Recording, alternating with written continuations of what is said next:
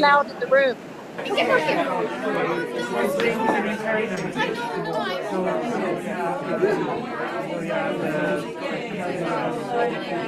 mean, I had to text somebody to remind me of the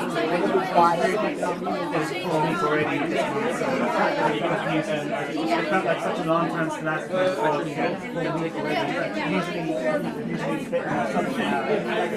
you too. I know, this is early, like. Everybody else talking. Yeah, absolutely.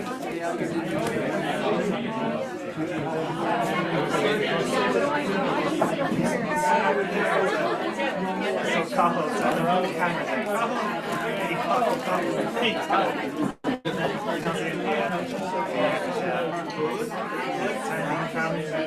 for the peninsula. You get some people a while with this name. He's got that dingle hair.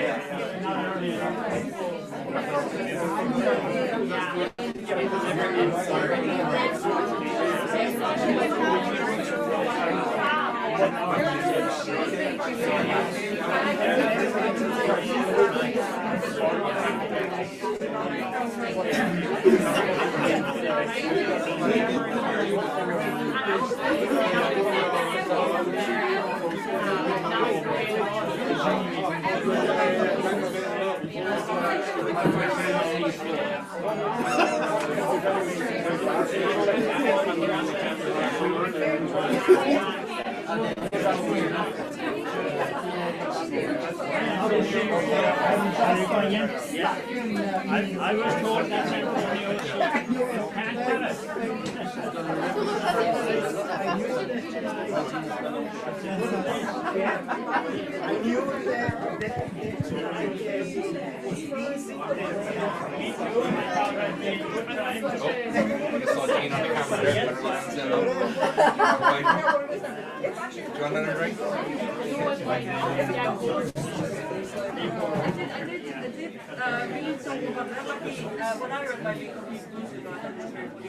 So who devised this did it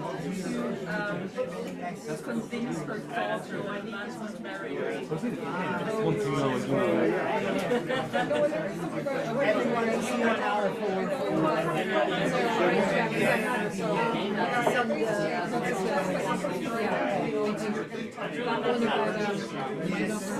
anyone that's not Brave New World, are you? It's not my best work. It was quick and easy.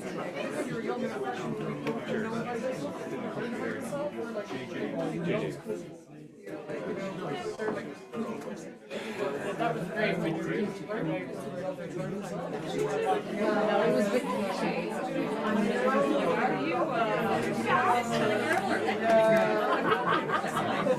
So start? Give it 2 seconds there. Where are you back?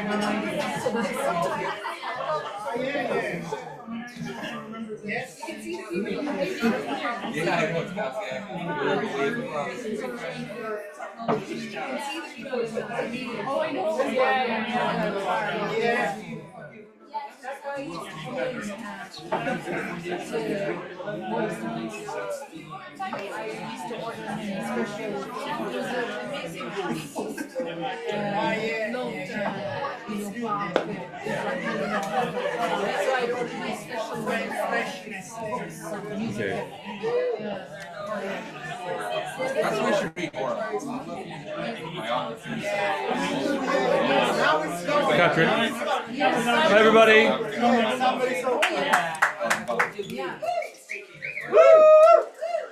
So, welcome to the 709th of Bhéal. And the final one. So, while the plane is crashing into the sea, we'll just get out the last, grab everything we can from the hostess trolley. Have one last party while the Atlantic Ocean rushes up to meet us. Beautiful. Let's end the night there. Metaphor of the week. So the night will be in 3 parts. First part will be the 5-word challenge. I'll explain that in a second. Second part will be the launch of the 18th 5-word anthology, which I guess also involves the 5-word competition. Those two aspects of it are kind of blended. So there would be readings from the poets who won the 5-word competition, and from shortlisted poets, and from poets who have work in the anthology. Okay, that's the second part. And then the third part is an open mic. With a twist, because you can only read other people's poetry. Is everyone okay with that? So that's the 3 parts of the night. 5-word challenge, launch of the book / prize giving, and then the open mic. So we'll crack on with the 5-word challenge. So I'll explain this now. In the unlikely event that someone here is unaware of what it is. So we will have 5 words extrapolated from the audience. There will then be a period of time, 10 minutes, maybe slightly more, in which you can compose a poem. You're invited or challenged to compose a poem, including all of those words. Then you come up here and read out the poems. And the person with the biggest reaction from the audience, as determined by me, will be deemed the winner and get the green jacket of poetry draped upon their shoulder, his or her shoulders, which is that it takes the form of a free drink and a book or two, a few books, a handful of books. So, without further ado,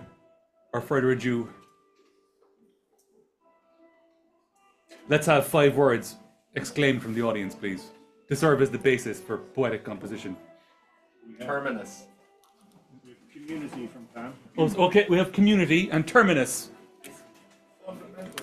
Terminus is a great word. 1 second now, I'm just going to write those down. So we've terminus, community, fundamental, okay. We've one, a monosyllable. Anyone with a monosyllable? Hat or something, or Flower. flower. Good man. Thanks, Philip.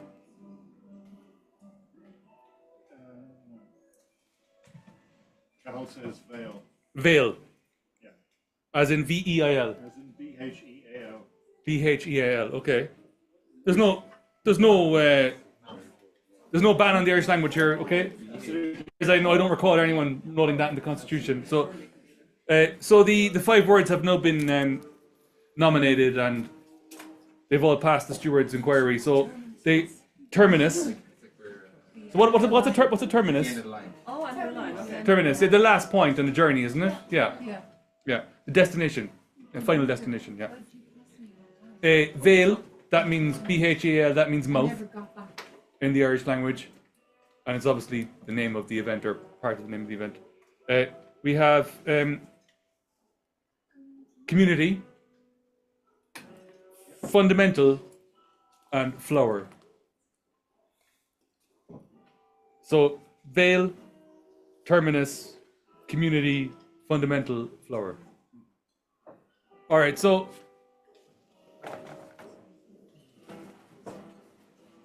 do your worst or your best with them, and we'll give it a good try.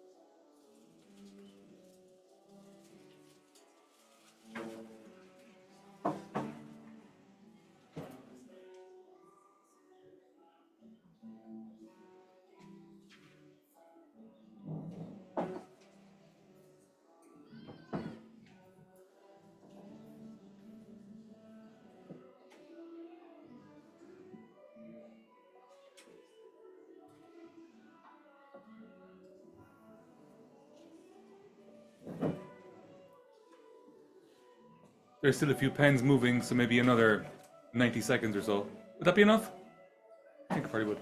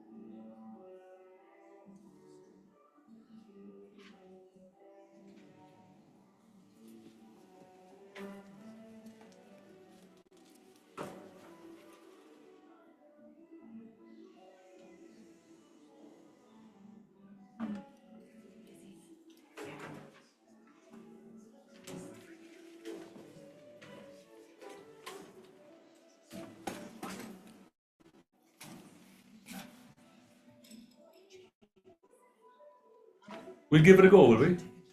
I can kind of feel the guitar solos entering the composition somehow, shaping its contours.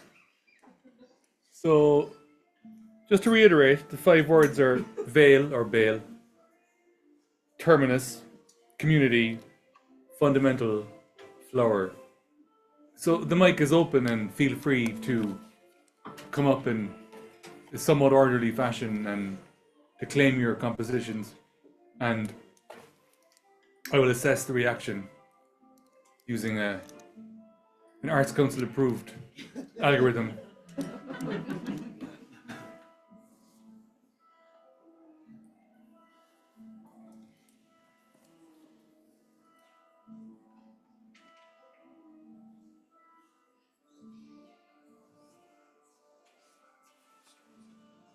Moira online. Oh, we've Moira online. Okay. When I just say that there. Yeah, so Moira. Yeah, I'm just not used to the online. Okay, I was hoping not to be first, but here goes. We haven't got her on video now. Video fell out. Let me get the video on. Sorry, I'm not very good at finding things on the computer. There we go. Okay. Right. Vale, she cried, open and breathe, while the rivers raged and the sky seethed. Vale, she cried, I have no words. Our community listened, but never heard.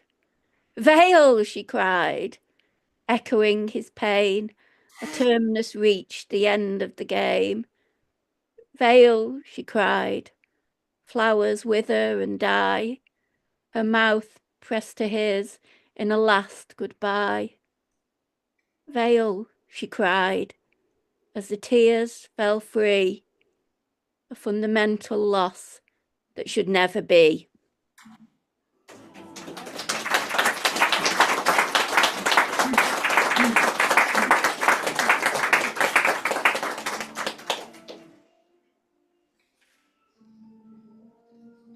Antonio. Thank you. Good evening, all. It's a privilege being here, and I think not only for myself, but everyone is here.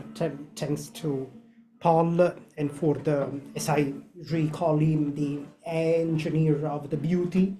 He has realized this beautiful thing here for all these years, and we are all we witnesses, and it's with great emotion that I'm here this evening, and this poem is called Revolution. A community has been raised up, nurtured and fed from safe hands of a father. Words have shared the bread of the oval, word after word, poem after poems. The terminus is the new beginning. The seed fundamental of a revolution has been planted. A new wonderful flower is ready to blossom. Thank you.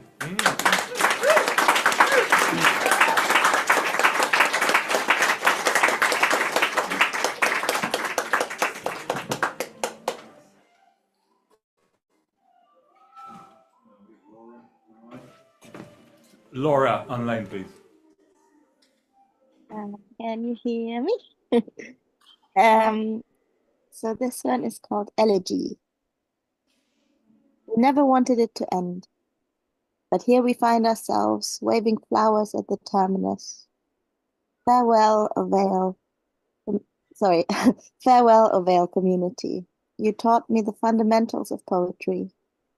Thank you for showing me how to build a little house of verse out of nothing but 5 weekly words, held together by surprise and delight.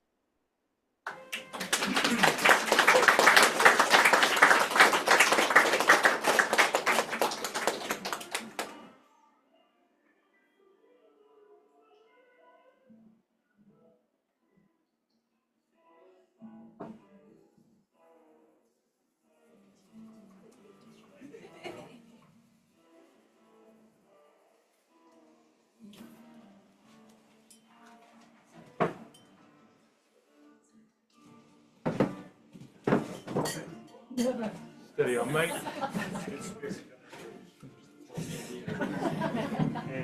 Okay, so mine is as follows.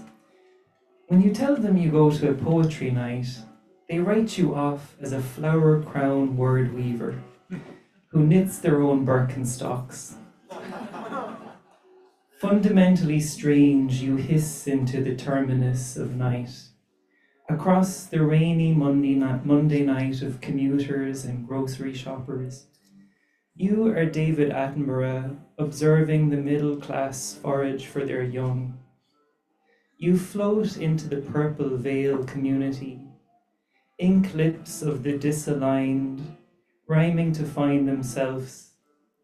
The poet is a mystic, an ever-present observer, gifted with a mandala of words, forever painting a tapestry of their lives. Thank you.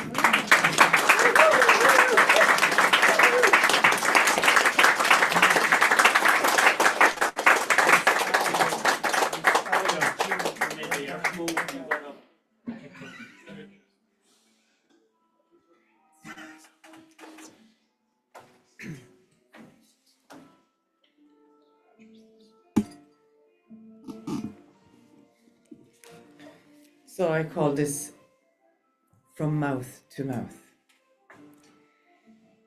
The community's continuity is at a turning point. The terminus is here, now, where fundamental connections create a web of creation flowing from the veil of the thinker to the keel of the writer. They leave footprints of flowers that bloom on in the hearts of those that were there to witness the weaving of this veil, about to be reborn tonight. O veil, go veil.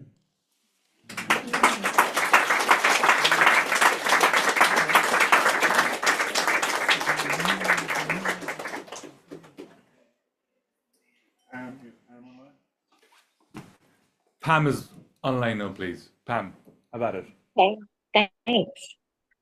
Okay. Ovale.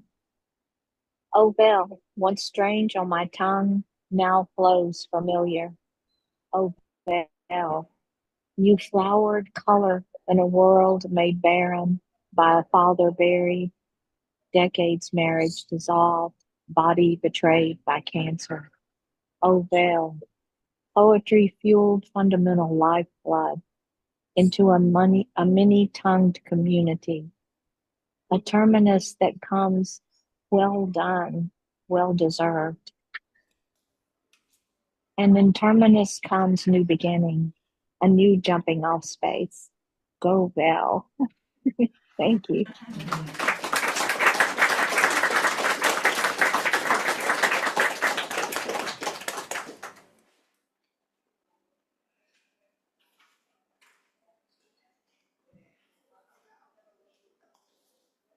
Oh, this one does not have a title yet. I'll use a very simple one for the time being. The train.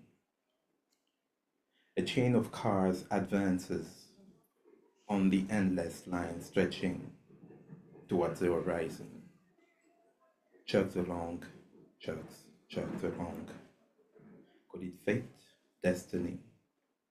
It transports without ever stopping. The people board the machine, running.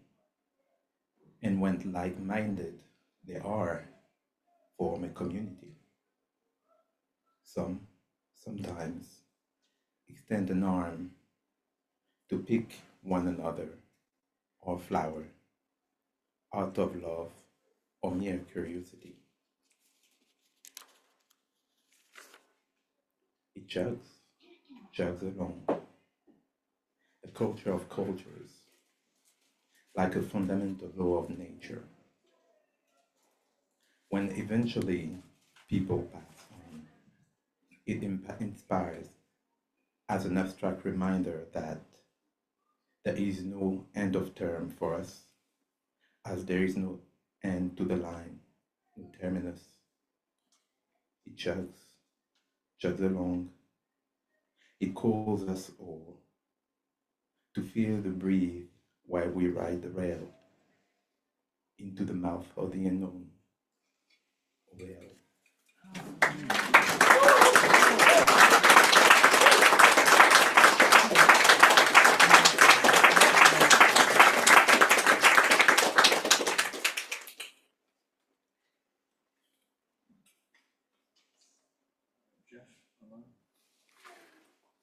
Jeff is zooming in now. Okay, so let me find it. Where did I put that? Okay. Billy knew he had reached his life's terminus. He could feel that great parasitic worm in his body devouring his fundamental parts, his lungs and his liver, and his kidneys and heart, his brain and his skin, and his eyes, nose, and veil. He wanted to scream and he wanted to wail. As Billy felt himself diminishing in power, his body felt weaker than a dying flower. More than anything else in his life, did he miss all the joys of the poetry community. When out of the blue came an angel named Deus Ex Machina, who delivered to him a rayus of sunshine by curing his awful disease. He thanked the kind angel right down on his knees. That's what I came up with.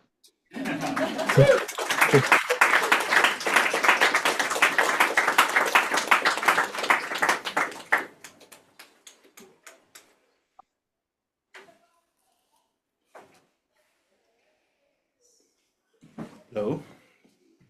Doesn't have a title. And if I can read my own handwriting here now.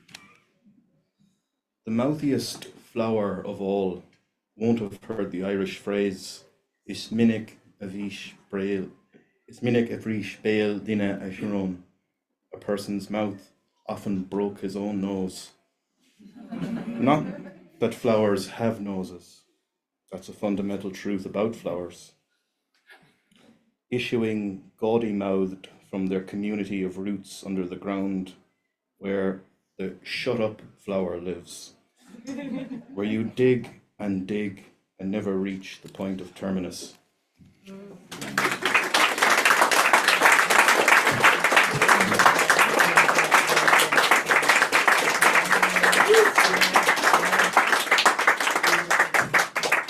This is Roxanne, in case somebody didn't recognize me.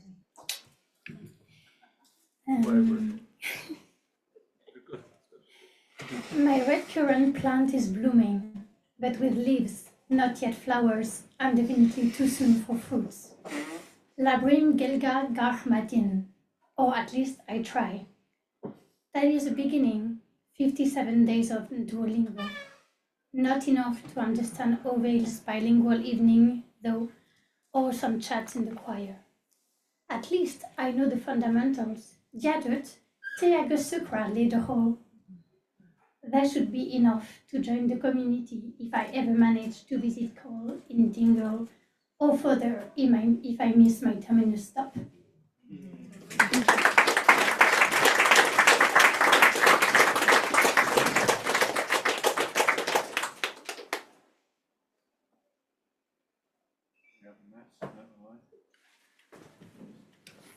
Matt is going to hit us from the Zoom corner now, please. Matt.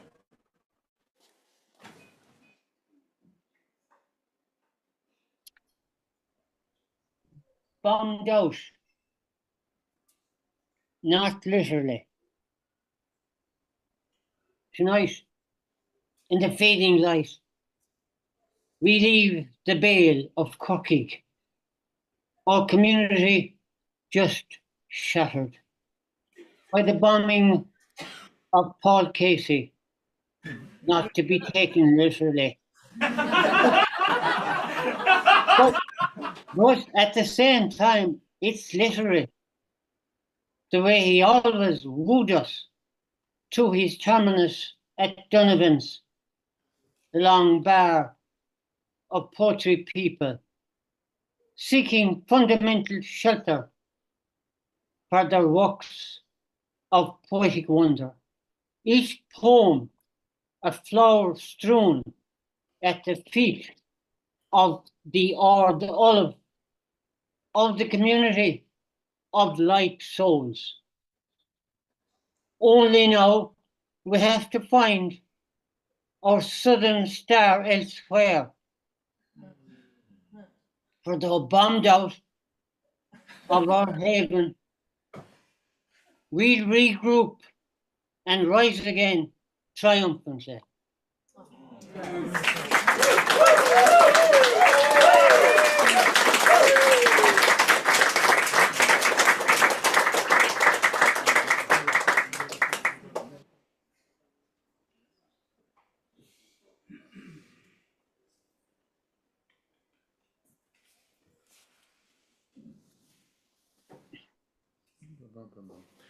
Take a ticket to the terminus. Find out who has it in for us. Paranoia sweeps the community. Someone here was planted by the CIA. Interrogate the uncertain. Oveil, Goveil. Check the fundamentals. A wire behind every flower. Poetry has to prosper somehow. The young rise up. The old stand down. The torch is passed. The fire burns on. The light won't last the coming morn. The night won't last the coming morn.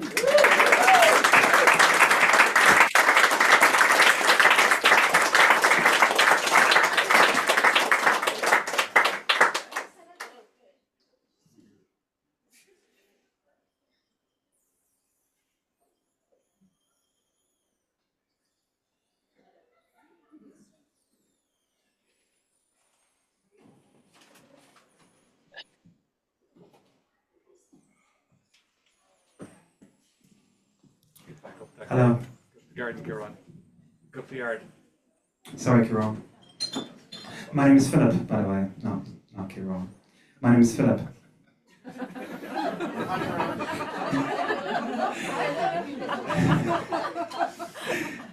All right.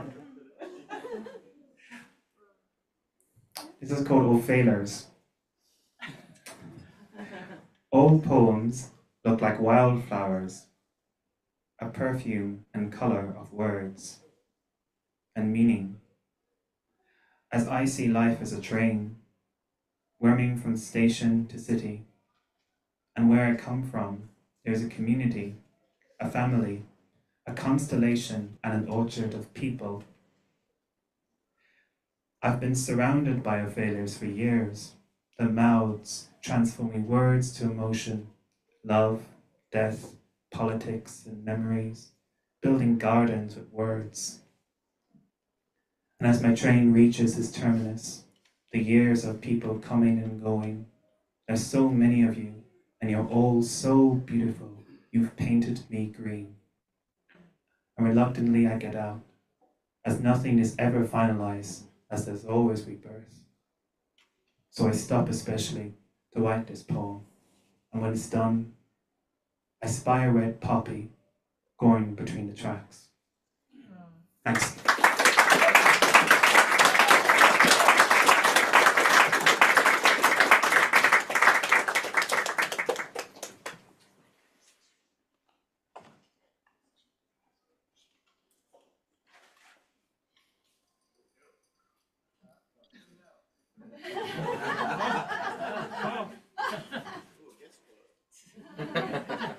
That's fancy.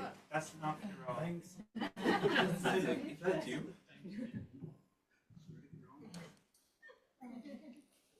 The fundamental ambitions of the community will remain intact. May we be abundantly clear, there shall be no wavering from the priorities of our mission as relayed in the Constitution. The force of our will shall be characterized as a train hurtling headlong towards its terminus. At the continuity, O Bhéal, we shall endeavour to put the needs of our poetry community at the forefront of our attention, maintaining respect always for the foundational principles of organisation, and bring forth poetic freedom like spring brings the flower.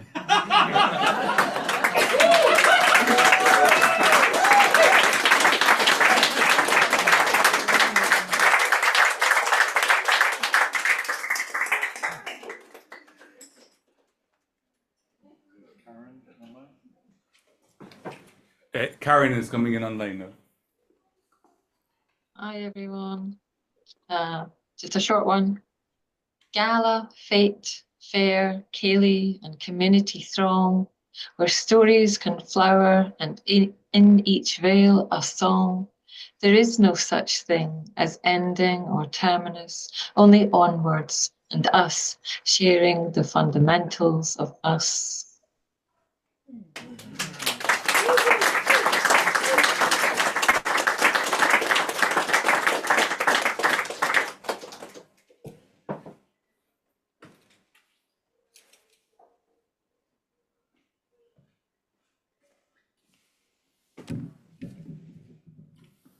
O Bhéal, a community of poets whose mouths open at night, like the moonflower or the evening primrose, whose five-petaled fundamental aim is to attract moths, like poets.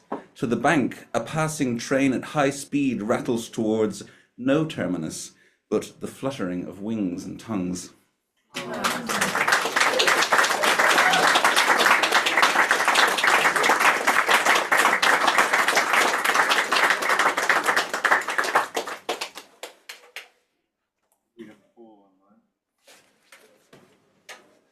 Paul, coming in online now.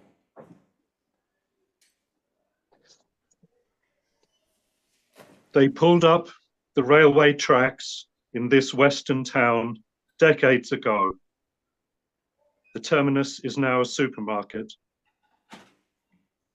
Public transport is a fundamental right, one might think.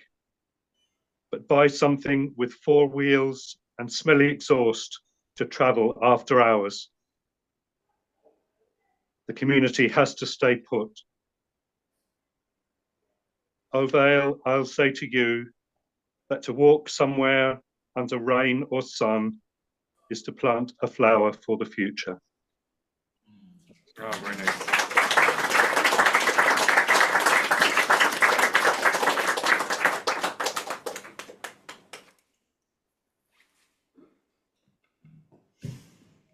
Thank you. A river yesterday, today a slant of rain, tomorrow terminus unknown. The Bhéal community powers on in hope and some small sorrow. Fundamental law, we all return to the waters, to the flowers, and to the poetry of raindrops.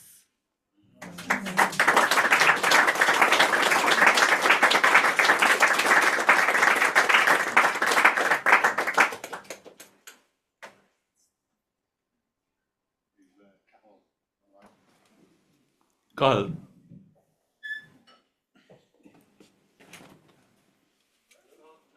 You dropped. What's the story? I so wish I was there with you.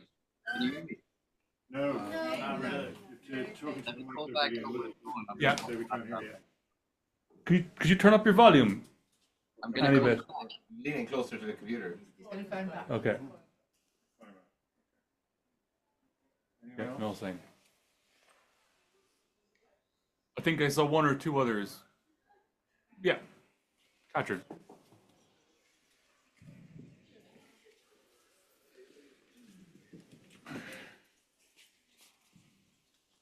Catherine. Half mad.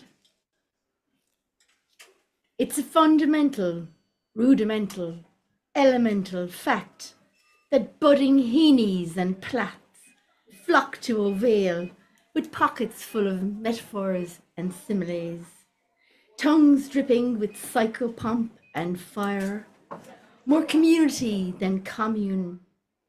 But as every bud must flower and every cowboy meet his terminus, we must saddle up and ride on. As my grandmother says, ain't no point in being half mad.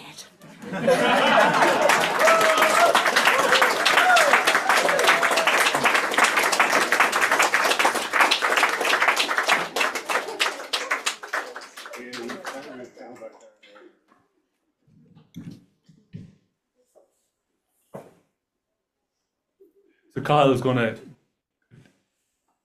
give it another go.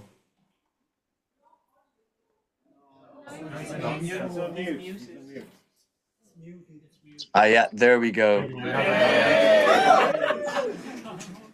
Oh, I so wish I was with you. Sorry, that's my laptop there making mad noises. I so wish I was with you. I'd miss you all so dearly. I'll catch you soon, though. Here's my wee poem. Oh, Vale, teeth cut, points sunk, fundaments laid down, were my first paychecks turned into stout. With the odd one on the house, when the muse was about. There's puppy love flowers and the lost and found. There's the making of meaning of who we are now. The stop is no terminus, it's a circle. The line runs around. It's more than a community, it's profound as family. We're with brothers and sisters. We're with Sue across the street smoking cheeky bifters, and outside the Long Valley looking for Rizla skins and filters, and in the room above turning words into pictures, and with Mags, Joe and Mary sipping heavenly liquors. We'll go from Ovale Gavale before the devil knows that we're in limbo. Even the buskers will be back under the window. But for this moment here and now, drink a toast and take a bow. Thank you, gang, and Rosie and Paul. Good night and joy be with you all.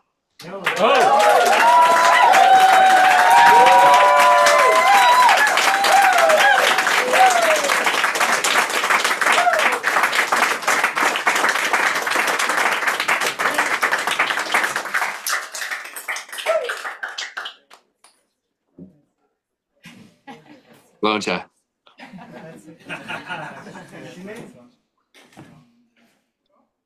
Are we? Can we want to like chocolate? Okay. Very juice. Somebody has to, says you.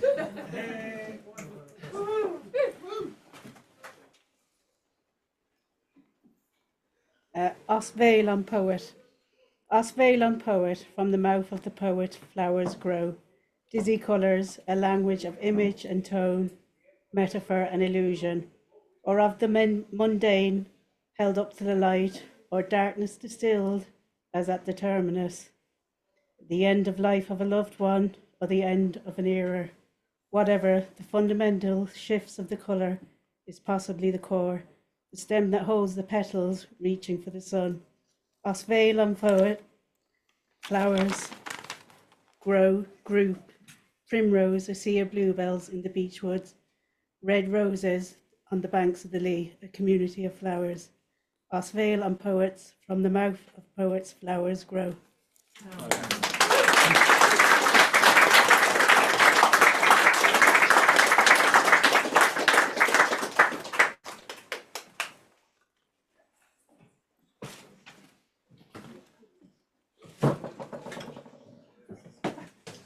Steady on, mate.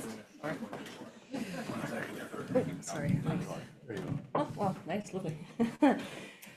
Right, this is not as nostalgic a poem as has been going on tonight, but well, let's give it a go. The fundamental, okay. The fundamental challenges of finding yourself in a foreign community, a community in which you are foreign, is not to learn how to speak the language, I find, but how to be silent in it, how not to speak it well. The last bastion, the terminus, if you will, when you know you've arrived, is when you look into his eyes over sweating pint glasses on a rickety wooden table, carved out with names of native pasts, or on a busy street surrounded by the noise of your new home, or in a quiet bedroom in a small apartment, sitting on a bed, the air aflame with the sparks that have led you here, threatening to blossom to flowery fireworks, and you're aching to break the charged silence and just say something, anything, speak. Dún de Bhéal, his eyes say, Mocree, Mogra, and you do it, and you're now fluently silent. Thank you.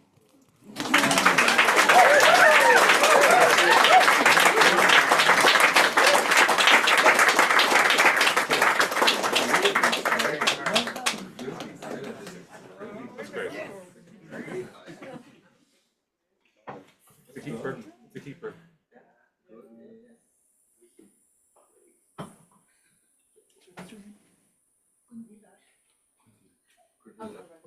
Yeah, yeah.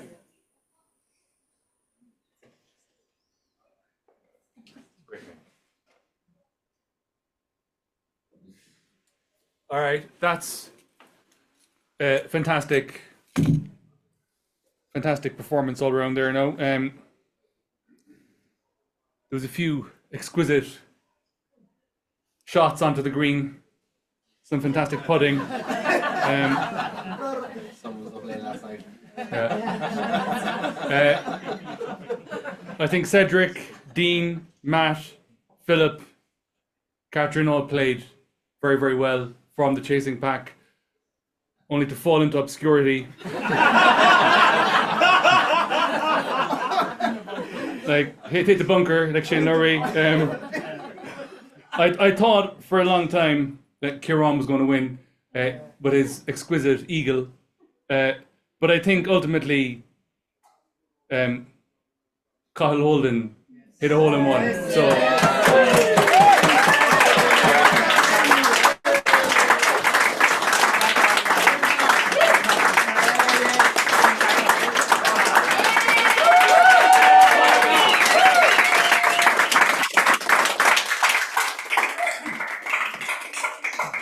Can I give that point? You owe you a pint and a few bucks, yeah. Continue with the O'Vale, please, to Kieran. That was deadly. I love that one. O'Vale, teeth cut, point sunk, fundaments laid down, where my first paychecks turned into stout.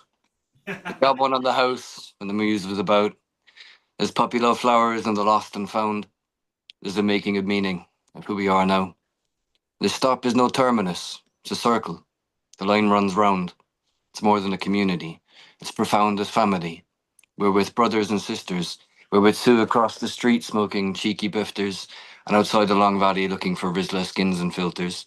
And in the room above turning words into pictures, and with Mags, Joe and Mary sipping heavenly liquors. We'll go from Ovale, Gavale, before the devil knows that we're in limbo. Even the buskers will be back underneath the window. Before this moment, here and now, drink a toast and take a bow. Thank you, gang, and Rosie and Paul. Good night and joy be with you all.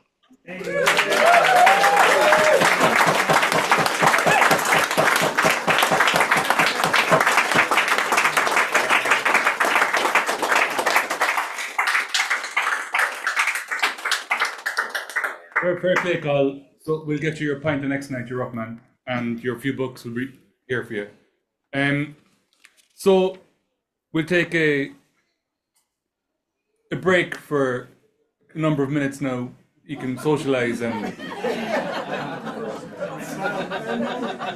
within certain limits, and then we'll reconvene for the announcement of the formal announcement of the winners of the 5-word challenge and the presentation, as it were, and that will also, as I mentioned previously, involve the launch of the 18th anthology of 5-word poems. So, Slán, see you in a bit.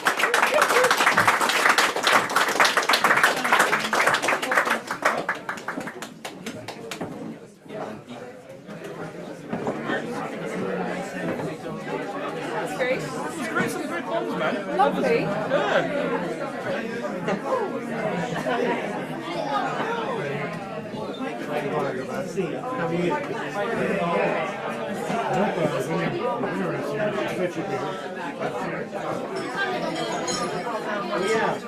Actually, Dean, the guy who came second. Yeah. Something we're happy to read a story with a line. I'll read it. Okay, great. The second place. Is it in the anthology? Yeah, over the page. Yeah. I haven't actually looked at this anthology yet. I was looking at the other one. No, it's the winner there. Yeah, that's him there. It's a longer one, but yeah, I'll do it.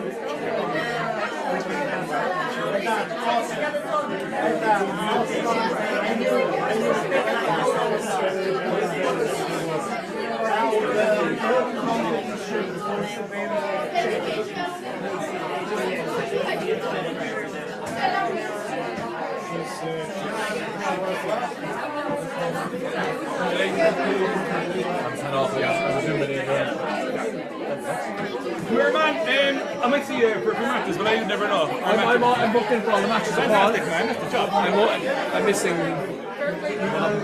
That's on next week, yeah. I'm missing the away night. It's impossible to get to that. That's Easter Sunday anyway. Yeah. Oh, the Easter bunny. Yeah, I've got some a few bits and pieces around as well to join with it. Are you staying at home for any go somewhere? Oh no, Evelyn, she just does it. That's the way to do it, boy. We're just doing it every year. Find them in the Washington. Yeah, it's all you know. I mean, we rarely go anywhere at Easter, like. I've never had. Yeah. Sure, stuff with the house. How's that going? Didn't do bad. I'll show you there now.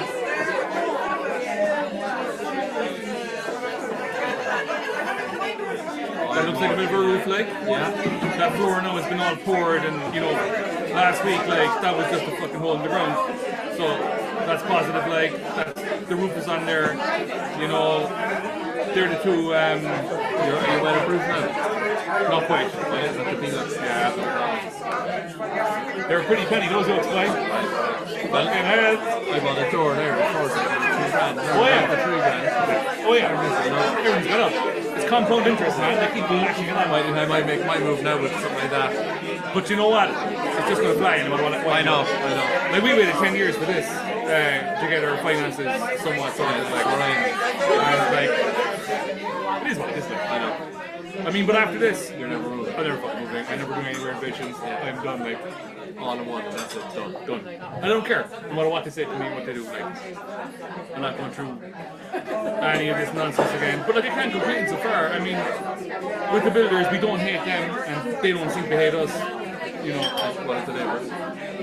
I'm not there, so the way I look at it, Ian, is that this goes around and it comes around. Yeah, they'll all do renovations down the road, you know. Yeah, it's gonna happen. Like, put a roof in, divide new rooms, fix the 2 floors. It's gonna happen.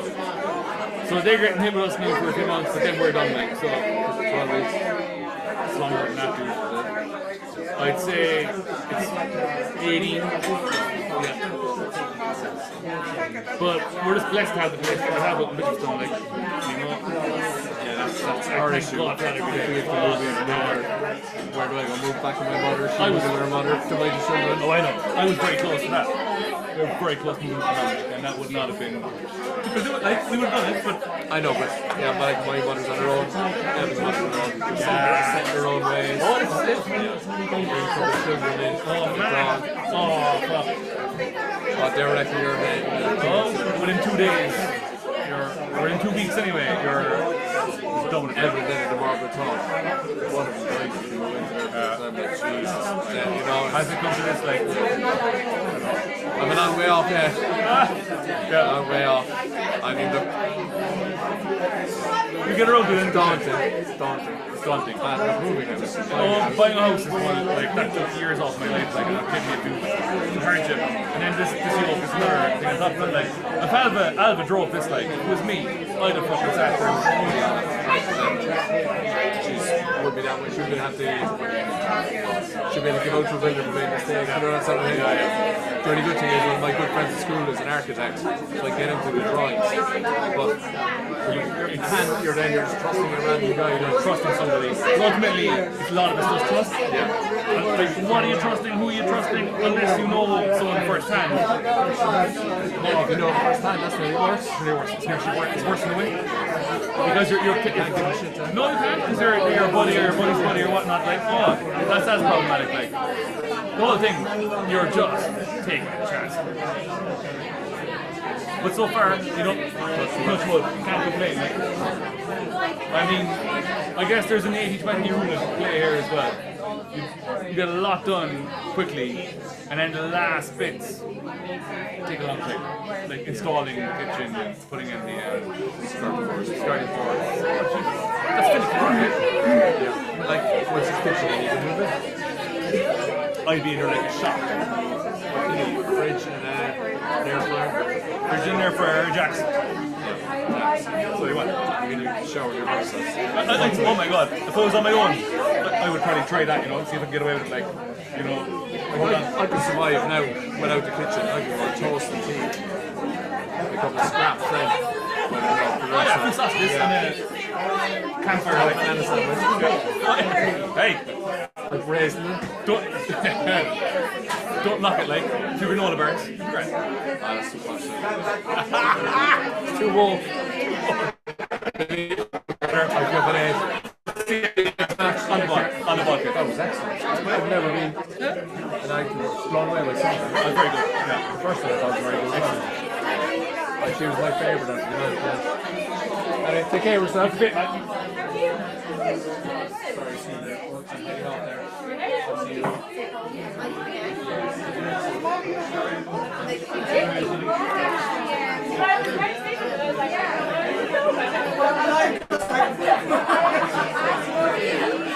Hiya, Frick. What's the crack?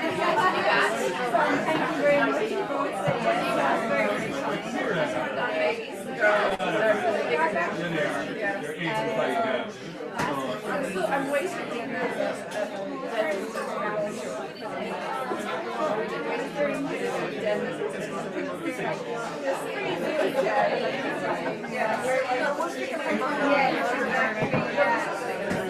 At some point, sure, yeah. Say nothing to them.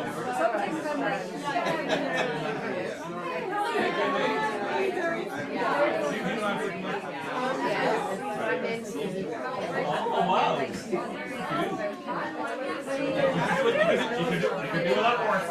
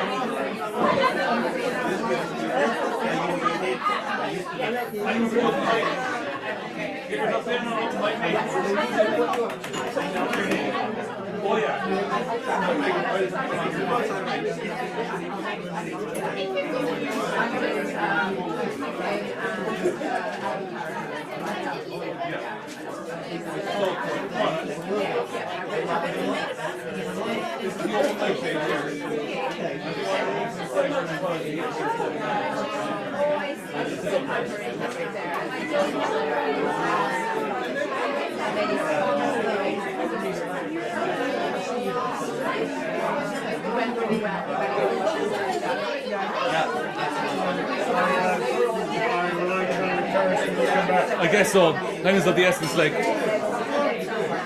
we do have time. I was just talking to Afric there, so I'm just going to start passing the sheet around there now. Maybe even 5 minutes. So I get that passed around a little bit anyway before we begin again. Yeah. So I'm guessing that for the people who are happy to be in the anthology, they can just come up. They can volunteer. They didn't need to have their names written down in advance. Yeah, no. So it's more for the open open mic. So maybe we give it 5 minutes there. We'll just get some motion on that. An extra hour. Yeah. There's a lot to it tonight.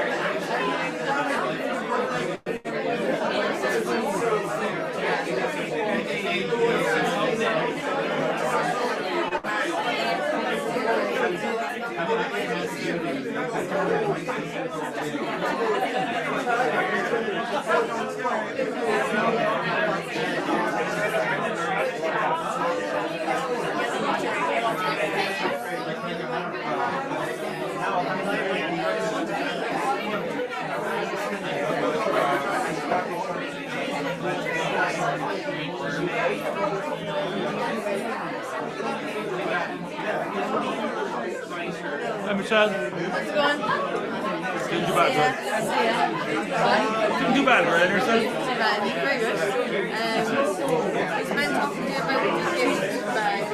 Yeah. Basically, we have it. It's up to you when this card going around getting signed and poster taken off the door. Just do that as usual at the end. Yeah. No problem. So I'll maybe at the end. Yeah, I don't know, maybe at the end, Carol was suggesting before the open mic, but just because it'd be really late, but I think before the open mic might be a nice idea actually, because people might drift away during the open mic because it's a later night. That's what he was saying, actually we'd be finished at 1-ish, so look, it's up to you if you want to... Let's shoot it before the open mic. Yeah. Alright, I'll have it here for you. Okay, thanks.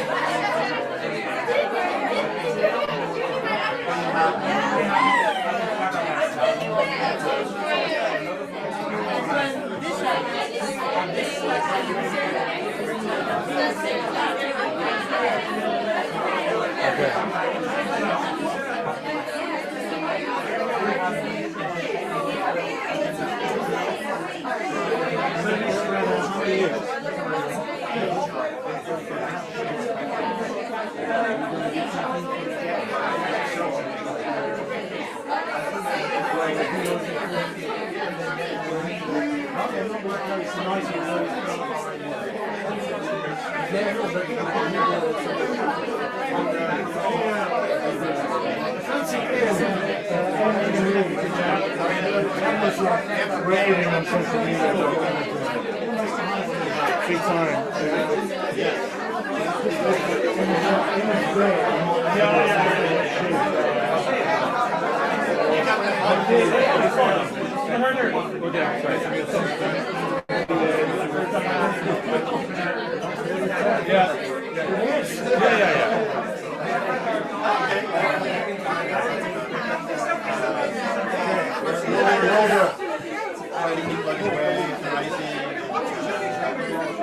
So, can I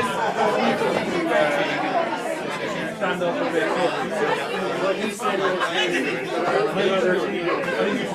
Well, I thought we're just like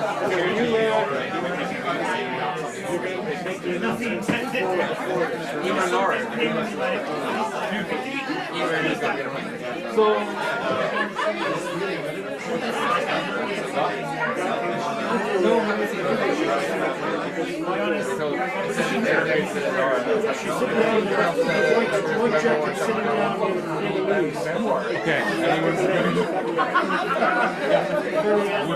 So I see her now. Yeah. So she's going to read words. Then third position, then you should read these. Yeah. Then you say the fair enough. Yeah, that makes perfect sense. Do you want me to ask Lauren? Do you want to put in there?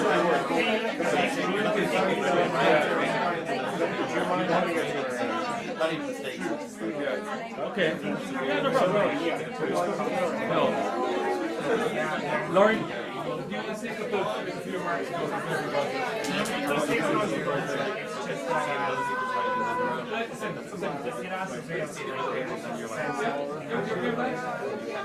I'll give you more for your thoughts. Or if somebody does something really interesting. And you can read that. Don't see the road show that. Steve, exactly.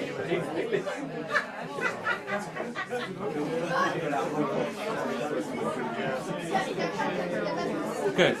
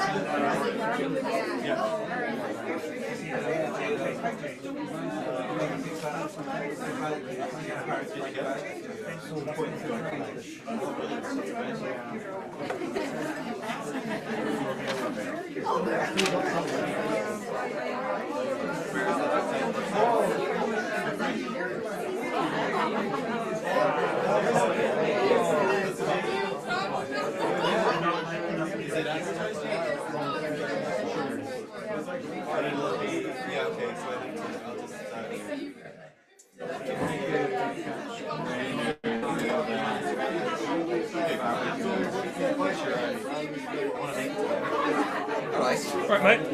Thanks. Correct. Is it the announcements first? Yeah, I'm going to do the announcements now, and then. Could you just mention that people can follow Bhéal Bhéal on Instagram and Facebook? The Instagram name is Bhéal Bhéal, all lowercase, and the Facebook page is Bhéal Bhéal, so it should be easy enough for you to find it.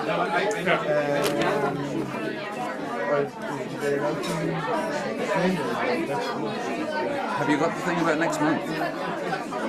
Yeah, we're going to have a reading on the. Did Michelle give you the post? She's just going to put it up at the end, I think. Okay. Yeah. So we got what's the guy's name again? Damon. Would it be a good idea if you had it? You could just show it to people. Yeah, and yeah. We could stick it up afterwards. Let's get it for you. Yeah.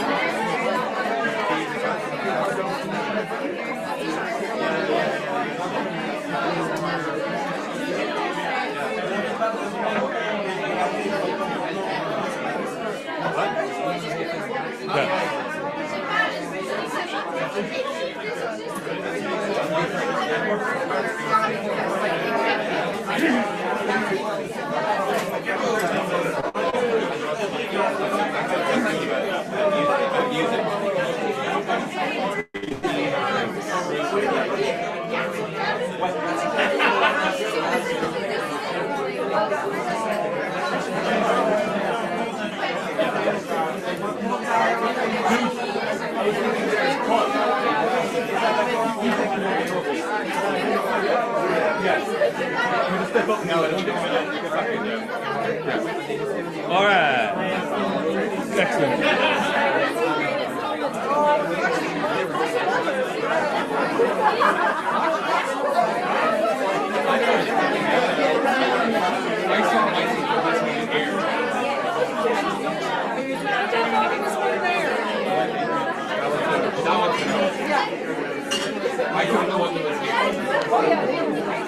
Hey!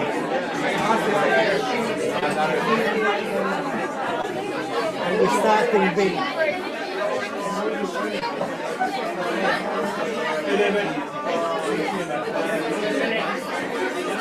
Cheers. My concept.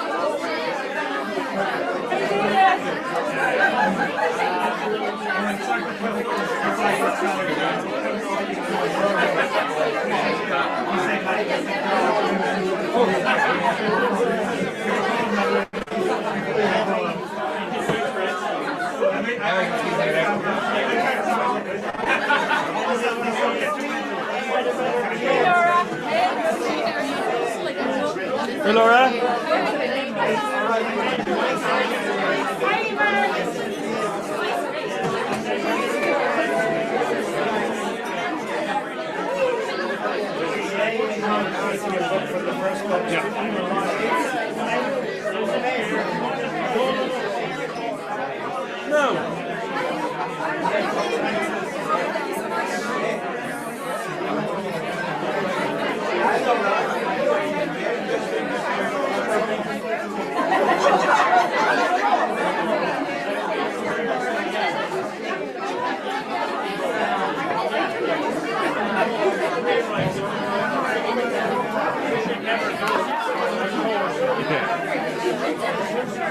Let's do it so.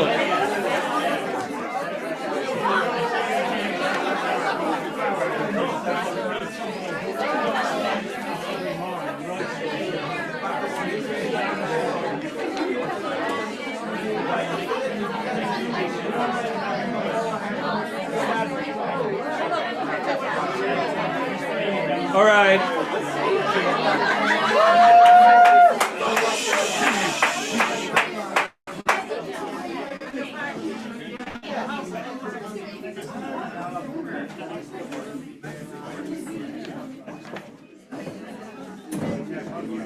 Okay, so we'll now proceed with the second component of the evening. I'll just preface my remarks here with some announcements. Bhéal aims to maintain a safe space for riders and all attendees. We subscribe to the Arts Council's Equality, Human Rights and Diversity policy, and we ask participants to report any offensive behaviour to Bhéal.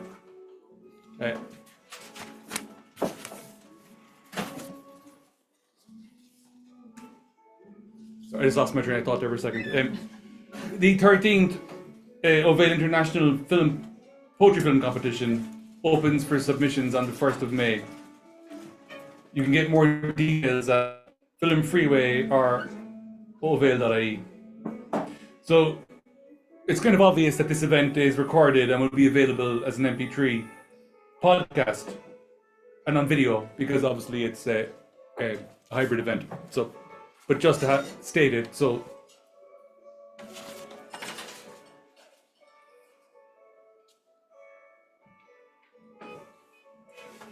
I'm tuning back in now, don't worry. So, well, this is the last Bhéal. There is a re-emergence, a phoenix from the flames, as it were, called Bhéal go Bhéal, and that will be happening from next month. This is the poster, which I think is pretty amazing. Thank you, Michelle. Oh yeah. Thank you, Michelle. Fair play for that. That's it. No, fair juice. The social media for Bhéal go Bhéal is up and running now. I can't remember any of it though. What is it again? Bhéal go Bhéal, all lowercase on Instagram. Yeah. Or just Bhéal go Bhéal on Facebook. Okay, so Ovail Bhéal, all lowercase on Instagram, or Ovail Bhéal on Facebook, and I'm sure we'll be appearing on other platforms as well going forward.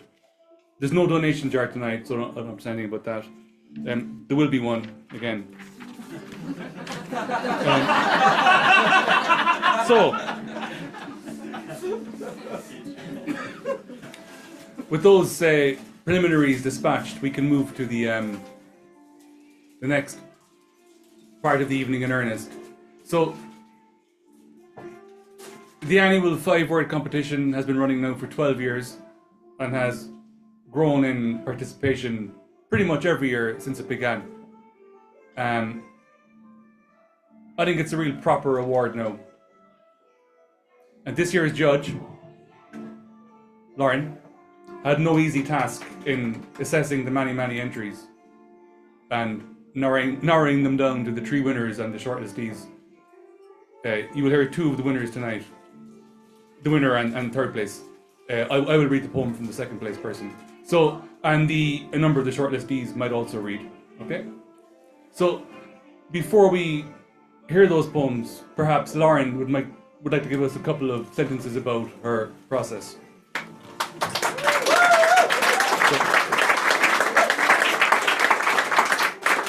Please welcome Lauren Donovan.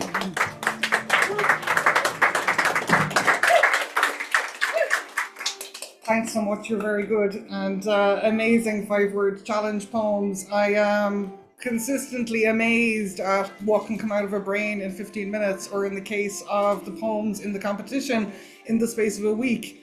Absolutely stellar. I just want to say it was a fantastic honor to be asked to judge the competition. It was not something that I took lightly at all. I took it very seriously. And although I seem to have been a major jinx on the entire competition, because it's come to a close now and Paul is gone, and I blame myself for all of that. But other than that, the process of it, you know what, it was true joy to read these 500 poems again and again and again. And it was also absolute exquisite torture to try and come to a shortlist and to choose the winners, because there was just so much amazing creativity, so much variety. The winners are absolutely extraordinary. They're such strong poems, and I just hope that you enjoy them even a fraction as much as I did. And congratulations to everyone who participated in the competition this year. Thank you.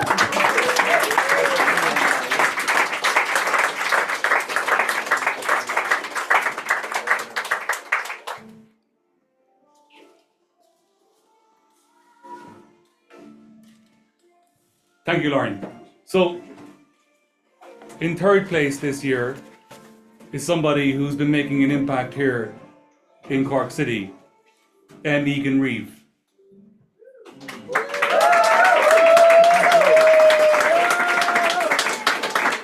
And their poetry and prose has been appearing widely around the place.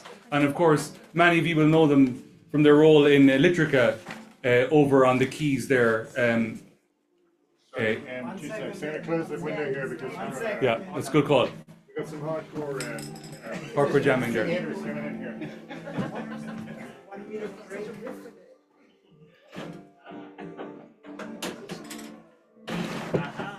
That's much better.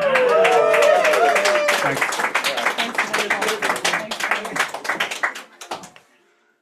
Good man, Paul. So many of you would be familiar with them, not only through their own poetry and prose, which has been appearing widely, but also through their role in Litrica, which is over a very fine night of poetry and prose over on the quays there every month or so, and which also publishes as a publishing and general literary foregrounding arm to it. It's a very exciting, innovative organisation. So fair play, and fair play on your third place tonight. And would you now please read us the poem?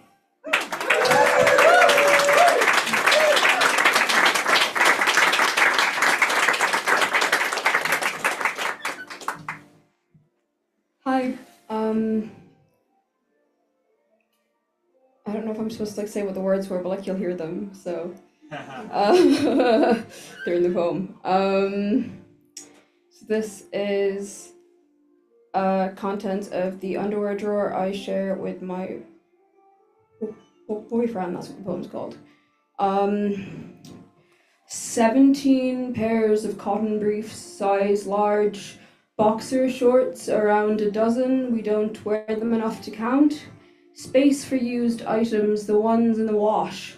Somewhere for them to return once they've been freed of discharge, the fluid released by the wrong thing that I possess, the lack between my legs, corridor to the cavity that sings, shrieks, menstruates, drips, eventually just leaks and makes me say, oh God, I hate this body. One packet of sanitary towels unopened, floral pink wrapping reminiscent of udders on a cartoon cow, biological but just for show. Animal anatomy for the pre-primary minds, those budding vets, extractors of blood and lactation, a bag full of extra long needles, and an official letter from the gender clinic detailing the correct procedure for home administration of intramuscular testosterone injection, an unpeeled sticky note my boyfriend wrote for me, scrawled declarations of love, illegible expansions, and a crude drawing of a penis at odds with the rest.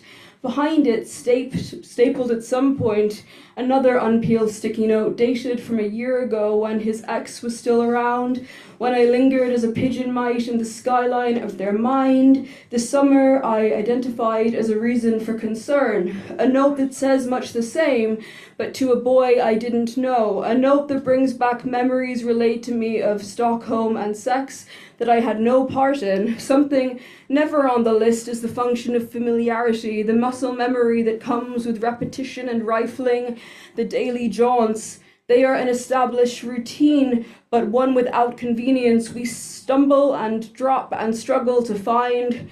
Our warm, dry scramblings for modesty and comfort are pathetic. Don't we ever learn? Thank you.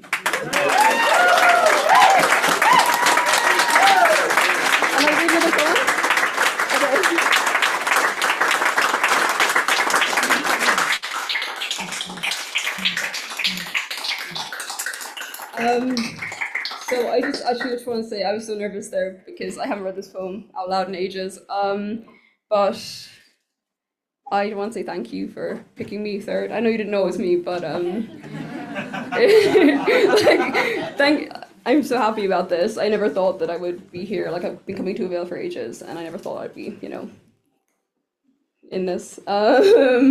So I don't know why I'm looking in the book. I need to read another poem of mine. I don't need to, but I would like to, and they said it's okay. I'm gonna get another poem up. So sorry, 1 second.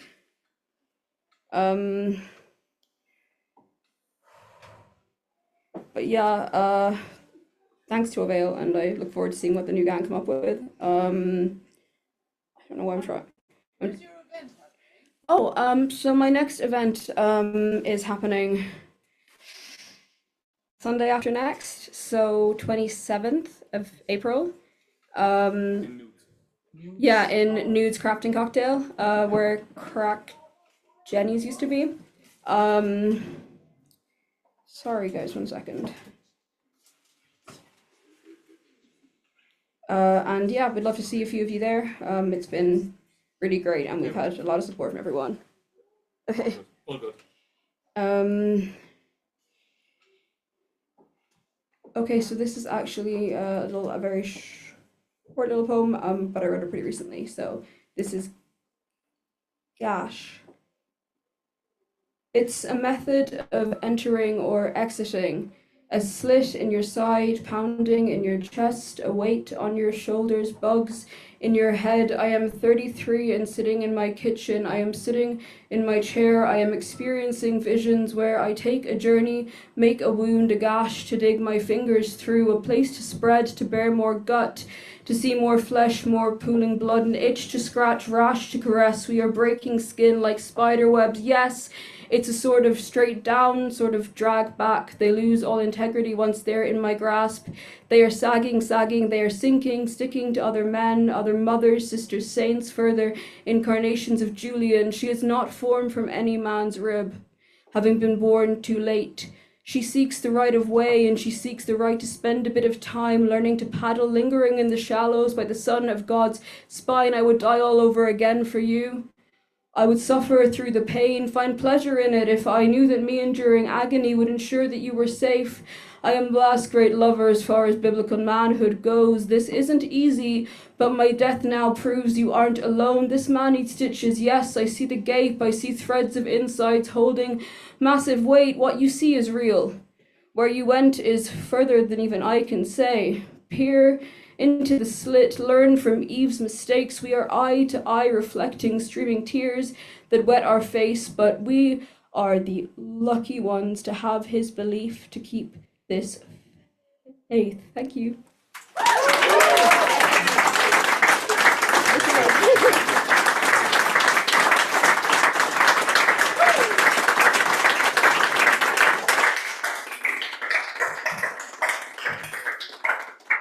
Megan Reeve, well done. And congratulations. Dean Gessie, who got second prize in the competition,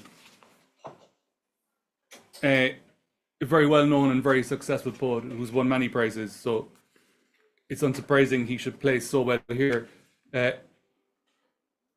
He was due to join us via Zoom, but he can't make it now for family matters, so I'll just read some of his poem if that's okay. We'll see how we go. The force of nature. The words were feather, submerge, seek, drift, shore. I wheel Mum outside to see the eclipse, even if her field of vision is largely blind spot. She is a devil-may-care, flesh-eating shade and seeks no light.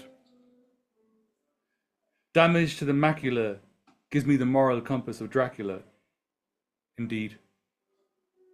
Mom's hubris precludes mirrors and reflection. I remember Dad submerged in carpet rolls while Mom cut a rug with multiple dance partners. In the home, her earthy humor left us all long of shore and adrift. They call it ballroom and ball charge for a reason.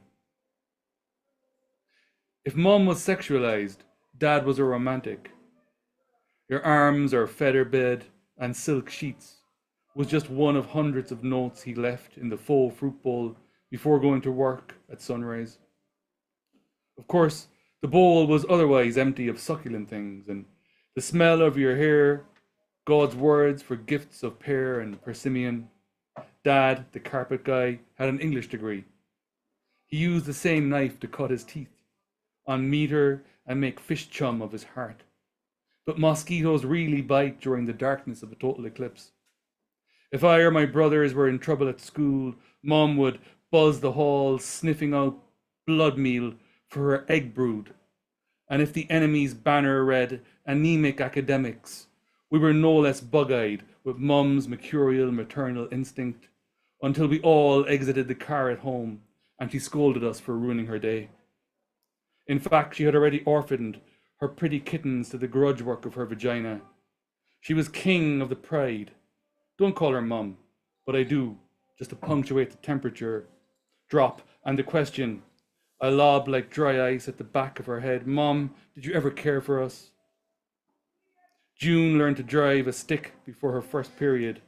She advances her wheels and says, stay in your lane. Embrace of her own nature means I was left to nurture two feral animals whose passion for tag team torture sent me running for a knife.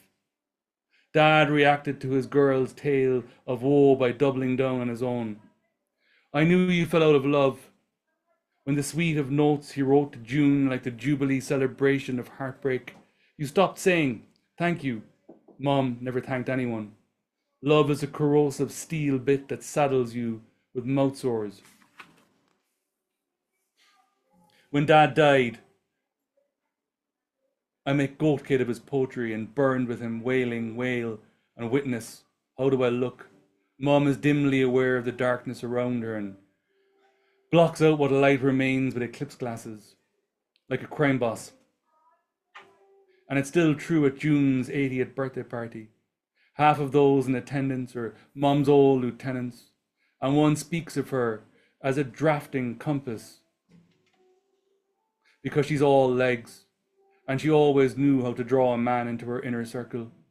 I am gobsmacked and more when the compass gigolos finish layer cake of naked fruit chiffon and spin mum's wheelchair among them. I imagine June's endolymph sloshing across the inertia of her family, and I picture young mom twirling like a whirling dervish until air and joy elevate the spiral panels and the circle seams of her ballroom skirt. So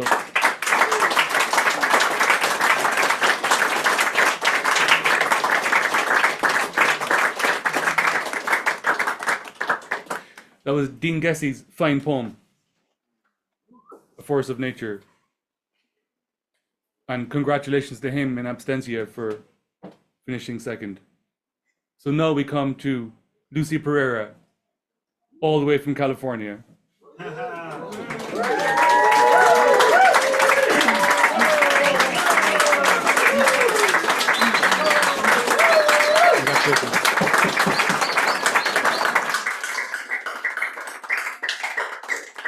Where she's a writer and educator. Her work has appeared very widely. She's a very widely published poet. And her debut chapbook, From Here to the Ocean, is forthcoming from Finishing Line Press. So every year this award has been in existence, there's been an exquisite and singular trophy presented to the winner, courtesy of our own Michael.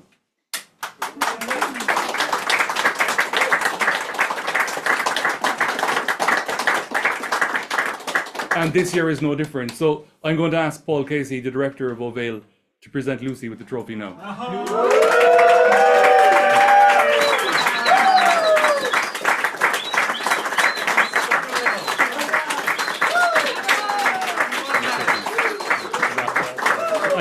I can take that now, yeah.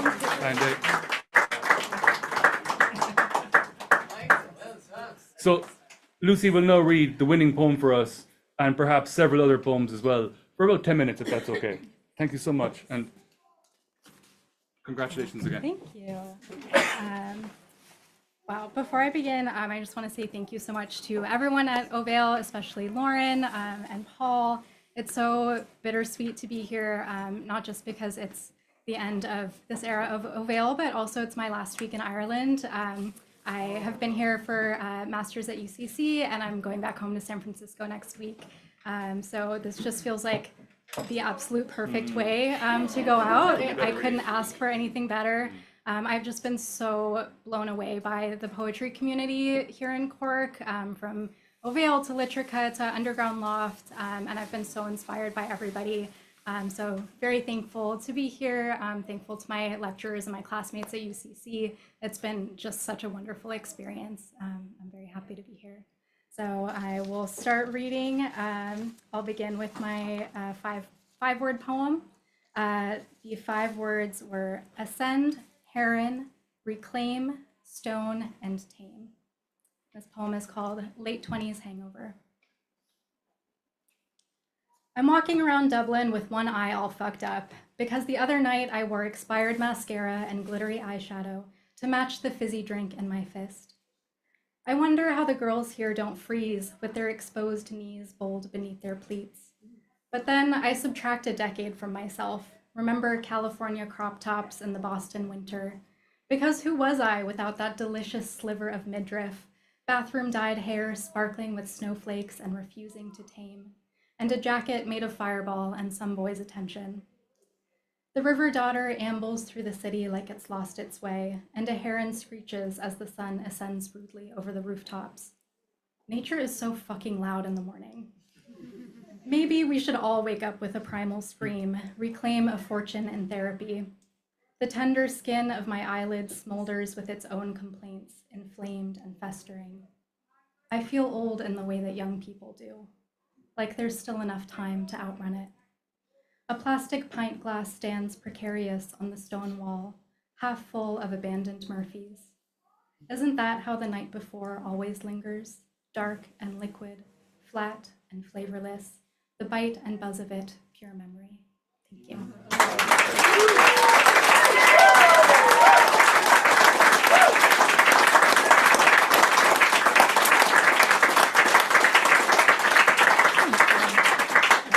read 3 more poems. This next one is kind of a project I've been working on where I took a poem I wrote 4 or 5 years ago, and I've been writing it in different forms with the same title. So if you are interested in the original, it'll be in my chapbook, which is coming out in October. And this is a new version of it called On His Deathbed, My Grandfather, a lifelong Catholic, refuses last rites. At the crematorium, my grandmother only cries for a moment, then says, "It's not really him." The words hang there with the awkwardness of a stranger eavesdropping on a private argument. In the car, she cradles the urn like an infant. She says that years ago they chose the cheapest vessels, matching his and hers. He asked deadpan if the funeral home offered a senior discount. Back at the house, she thrusts empty yogurt containers into my hands, sends my mother and me into the garden to harvest the summer's early offerings. Circumventing the center patch where she's stationed us, my grandmother makes her way to the back edge of the yard. We pick raspberries while we watch her, wear them on our fingertips like ruby thimbles. The Catholic Church allows for cremation now, how modern, provided the remains are kept in a single container and buried immediately, treated the same as your standard embalmed corpse. She upends the urn, dispersing her husband in a fine cloud all over the blackberry brambles. Strike 2 for Abba.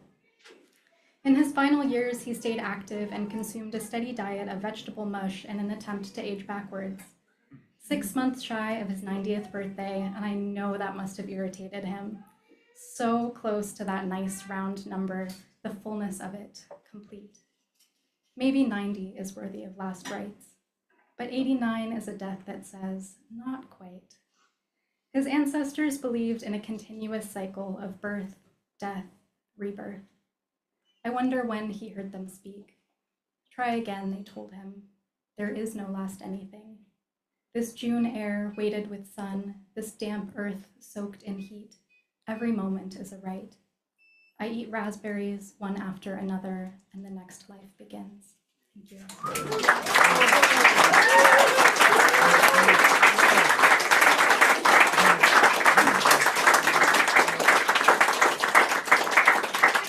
So part of the reason that I'm heading back to San Francisco is that my husband was not able to get a visa to stay here. So he's back in California. There's an 8-hour time difference, which is a huge pain in the ass. And there's a lot that I could say about the state of the world right now and attitudes towards immigration, but I'll just read a couple of poems to close out that speak to my own experience. So this first one is called At Berg Key Immigration Office. I weigh my worth in a government building, wonder what all these papers add up to. Clutching a numbered ticket in lieu of a name, I arrange myself in a row of muted chairs, keenly attuned to each stranger's fidgets, each drum of a nervous foot on dull linoleum. Behind the glass, the man combs through my recorded history, the paper doll of me delicate in his grasp. Bank statements and insurance policies, my eyes meeting his through the window of my passport photo. It's hard to imagine how he does this every day. The long parade of pleas encoded in documents. Hard to imagine the heft of his approval. The woman who scans my fingerprints takes my hand gently, fusses at the imperfect machine. She shows me the spiraled shapes on the screen, defined grooves preserved in pixel. Half a century ago in Mumbai, a woman with my face sat in a room like this, stoic in her sari, dark hair parted like a tilled field. From this moment, she will improvise a life, an impossible sleight of hand. Halfway across the world, she will encounter her first winter and wear her new country like a second-hand coat, bring up 2 boys to believe it has always been theirs. One will crisscross borders of his own, raise a daughter who does the same. In my bloodline, we are always leaving. We are always knocking to be let in. Thank you.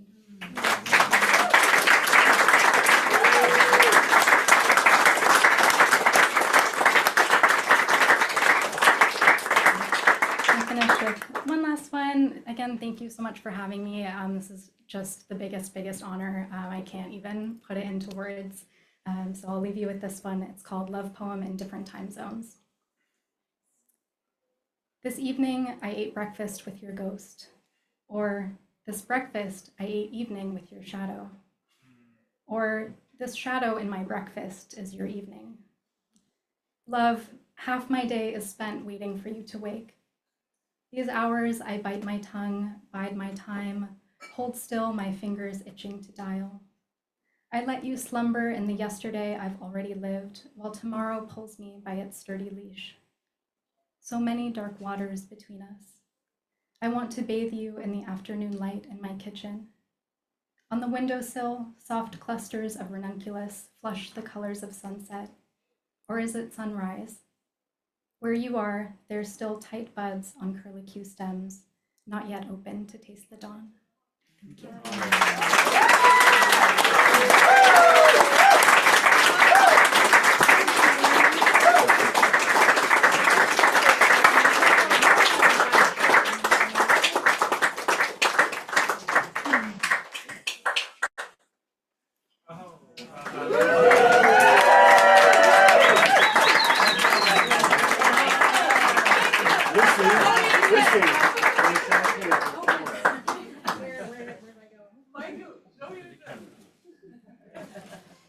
That's it? Yeah.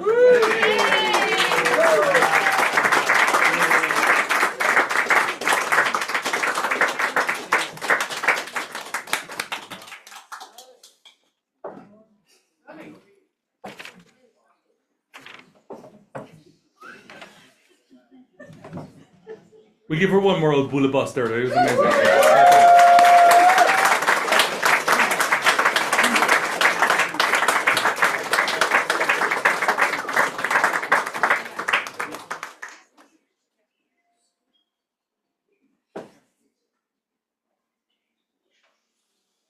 Okay, so we've got a few of the shortlisted poets as well, who might now be reading their poems. I think a number of them are actually present on the old mosaic there. So, Karen? Yes, that's me. Yeah. Yeah, I saw you there with a go, yeah. So, we've got Karen Hodgson Price from Scotland, who's going to read Estrangement in a Meadow, please.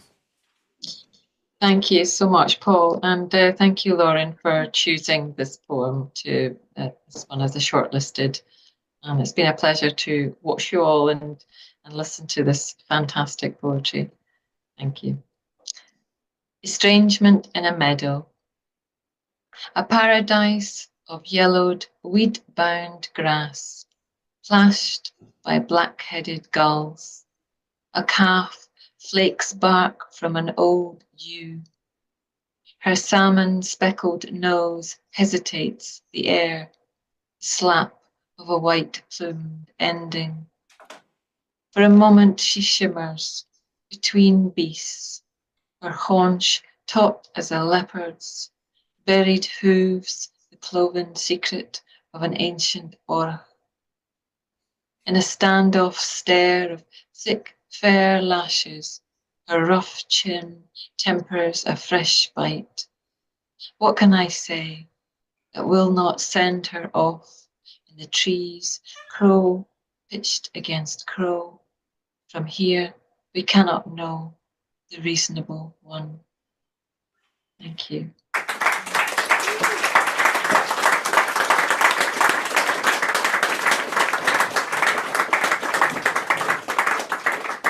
And next up, thank you. And next up we have Giles. Hi, can you hear me? There he is, yeah. Thanks, Giles. So Giles Constable is going to read November Storm, another shortlisted poem. Hi, thanks very much for having me. My laptop just ran out of power, of course, at the crucial moment, so sorry if the screen's a bit fuzzy. Welcome from Peckham. November Storm.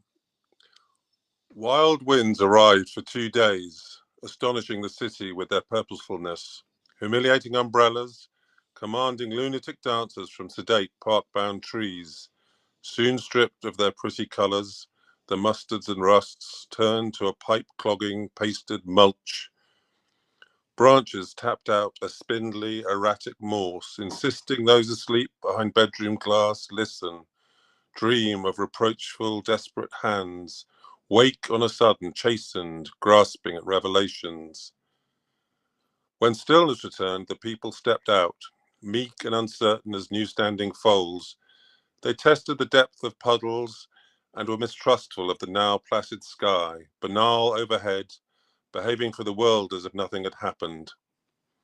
There was a time of reflection. Crowds moved slowly across bridges, spied treasures washed up by the recently turbulent river, skeletons of bikes and fridges, a swollen, surprised badger. As solemn bells chimed out the noon, as gulls shrieked appalled prophecies, some stopped, wondered if secrets might be held in rain, announced by the drenching intimacy of gale and deluge.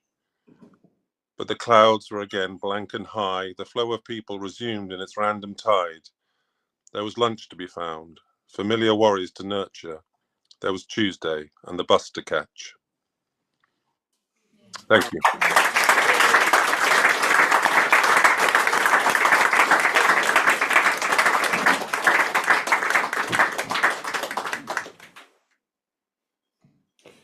And next up we have Julia McNamara.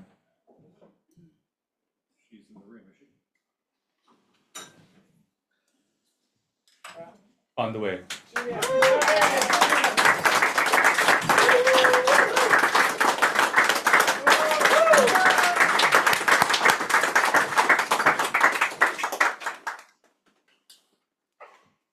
First copy. Just in case. Hello everybody. I'm thrilled to be here. It's my first O'Vale and so sad it's also my last. The last. So, oh yes, hopefully I'll be there. Thank you to Paul and all in O'Vale and Lauren as well for picking me. So just finally, forgive me for being nervous. You're right, take your time.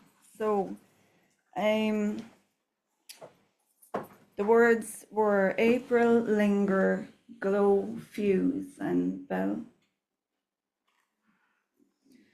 Poem written on the 2nd anniversary of my father's death, 8th of April 2024. Father, it has been 24 months since you left. Your ashes sit squat in a black velvet box on my desk. Sometimes sunlight sizzles through the yellow slats of the skylight above, never reaching you tucked beneath an undershelf in the lingering dark. The Christmas I was 6, I begged Mum to give me your address so I could send you a card with Santa Claus and Rudolph on the front, beside a tree glowing with cold-blooded baubles. A golden bell hung from Rudolph's throat, an engorged mailbag of gifts burdened Santa's back. The kids at school assumed you were dead, or the priest at Mass prayed for the soul of a man they thought was you. Of course it could not be. They were not the same, your name and mine. At home, I looked up the word in our thesaurus. Dead equals lost, cold, broken, departed, checked out. Dad, I am astonished that you and I, whose fuse was never lit, will never now be anything more than cold strangers. It feels like I have lost you, though Mum would laugh and say, something that was never found can never be lost. On your anniversary, my daughter asks me what it was like when I was her age.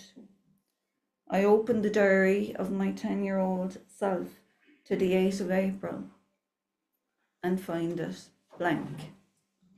Oh, wow.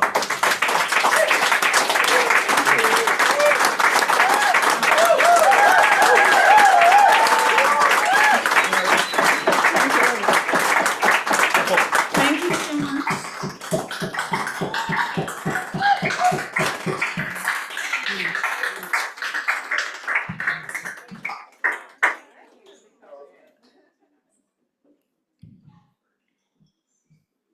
Thanks, Julia.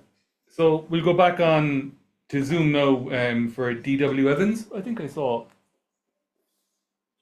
David, yeah. He's dropped. No.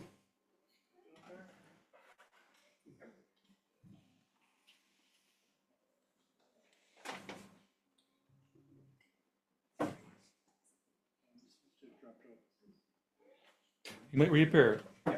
So we'll press on with Sarah Soloway, who I think is there. I'm not sure. Yeah, yeah, yeah. Thank you. It's been wonderful hearing all the poetry, but I wish I was there. And the words I had were I, time, salmon, stain, and inside. And this is, there are lilies in the compost heap. The estate agent announced this as if even in shit there was gold.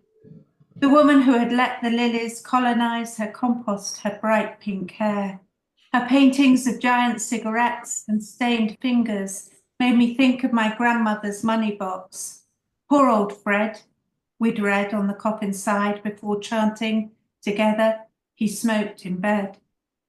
Every time I'd shudder when the skeleton's hand reached to take the coin, just as I do now, dreaming of lilies taking over my garden, fighting all the pretty summer flowers I'd planned to plant. Lilies, I'd cooed back to the agent. How lovely. What I didn't know was they were the voodoo kind, each stalk an abattoir smelling of rotten meat to attract flies. My father used to send me upstairs to clean that muck from my face. There's no point gilding the lily, he'd say, as if the salmon pale face I saw in the mirror could ever be a flower. But what did parents understand about the risk of standing out from the crowd? To be different is a danger you have to grow into. Now lilies make me think of maggots inside my house. I want to love the art of a woman with pink hair, to forget how the monster in Frankenstein is always in the eye of the creator.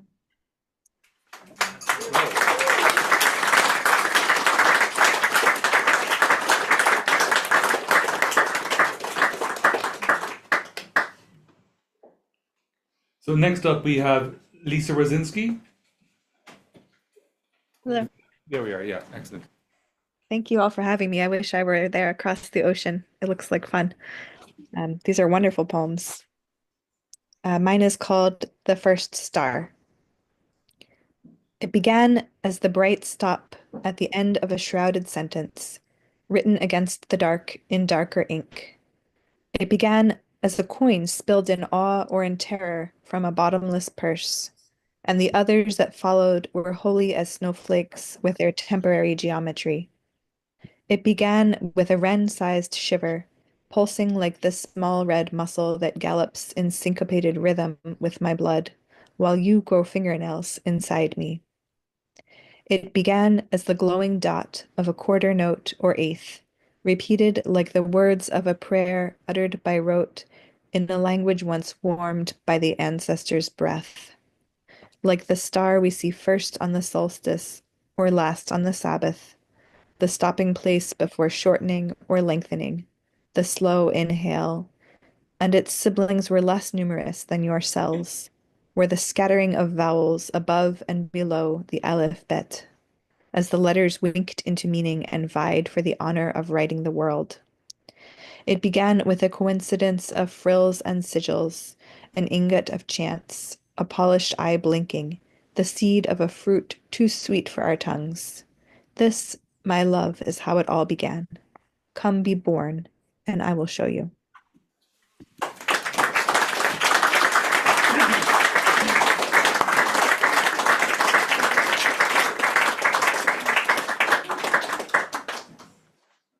Thank you. And next up we have Laura Thies, who I think Laura read earlier at the 5-word challenge as well. So my memory and I, please. Yeah. Thais, excuse me, Thais. Oh, thank you. Yes, I am so grateful to Avail for all the poems that it inspired, and to Lauren for shortlisting me and It was such a nice evening listening to all the poetry. My 5 words were roofless, glue, pause, gut, and groan. My memory and I live in an almost roofless house together. I've grown so used to our diminished circumstances, there's never a moment we don't have to fix a leak or glue a break or shoo a flock of birds out of the bathroom.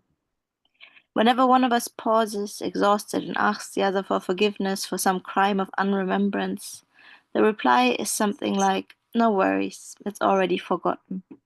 And then we both guffaw as if we're not both terribly unwell and getting worse, and sometimes in the night, I feel a gut-deep jab of fear and whisper, "I'll miss you, but I also literally don't know who I'll be without you." Then wake in the morning in my rain-drenched bed to find just a bit less of her again.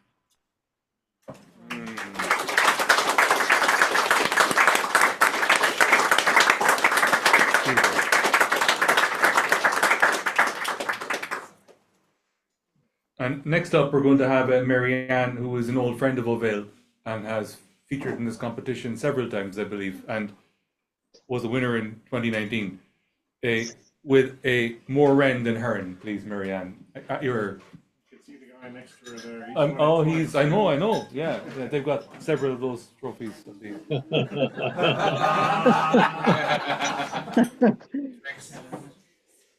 Hello everyone. Lovely to see you all. I so wish we were there with you. Thank you to Lauren for shortlisting my poem, and thank you so much to Paul for everything you've done for Bhéal and for making us so welcome. And I hope we will see you all again one day. This is More Wren Than Heron, and the 5 words were wren, warm, solstice, slow, coincidence. My mother, though born a water bird, was always more of a wren. My father, more heron than lion. By crossed stars or mere coincidence, they raised 2 fledglings in the winter solstice of their lives.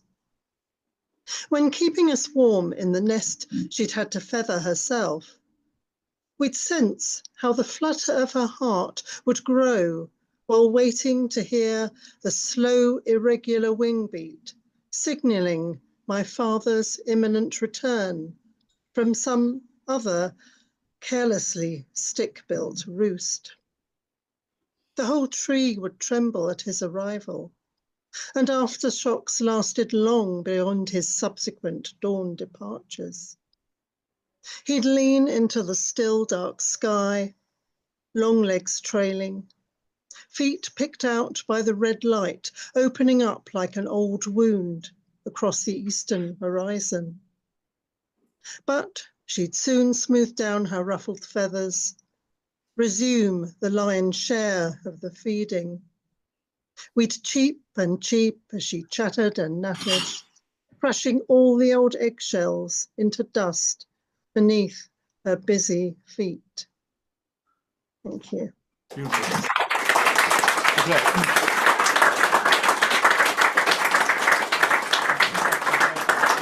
Has Dave come back? No. Okay, perhaps might emerge later.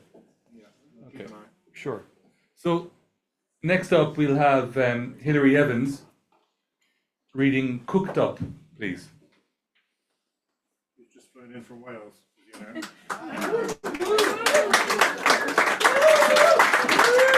Thank you. Thank you very much.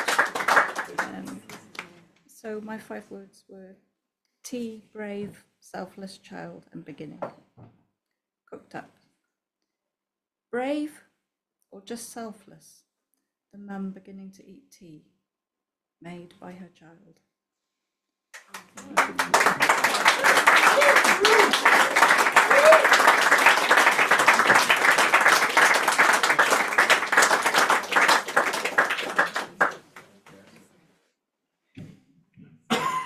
Thanks, Hilary. the short ones are often the most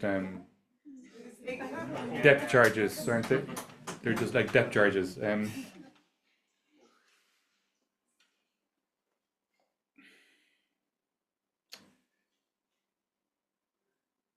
So this is the 18th 5-word challenge anthology, which includes the victorious poems we've heard tonight, as well as the shortlisted poems, some of which you've heard tonight. It also includes other poems that were written over the course of the year. And perhaps some of you in the room have a poem in this anthology that you would be willing to come forward and read. Pam online. And we got at least 2 online, 3 if Matt is still there. Pam is hoping to Yeah. read. Yeah, and Jeff is Jeff still there? All right. I thought I saw Matt, and I don't know about Massimo. I think Pam is in transit at the moment, Okay. so she's kind of hoping to read. Let's do it. So if Pam is available, yeah. Okay, can y'all hear me okay? Yeah. Okay, great. Here, hang on, I gotta get it back up. Sorry, apologies. All right, here we go. The words, this is for the 13th of January, 2025. The words are choir, box, style, sparkle, and darkness. And that's the airport, sorry, y'all. And it's untitled. She wore a clean shirt every day. Not that anyone noticed. She only went out at night when darkness muted shades of color and style, when clean held no trace of the sparkle once held in shared breath. This night was different. She did not go out. She opened the window wide and lingered in the notes of the church choir. All is calm. She was tired. She opened the brown rectangular box, took the razor out, and dropped the blade, cold and light, in her hand. She knew what to do. Her mother had done it decades before, but just as she touched blade to skin, a wind blew the choir's lingering notes. Only together. In the quiet that followed, the old man on the street below called her name and stayed her hand yet another day. Thank you. Thank you.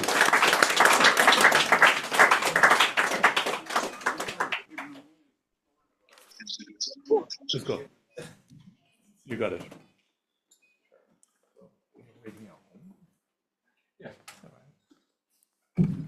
Sorry.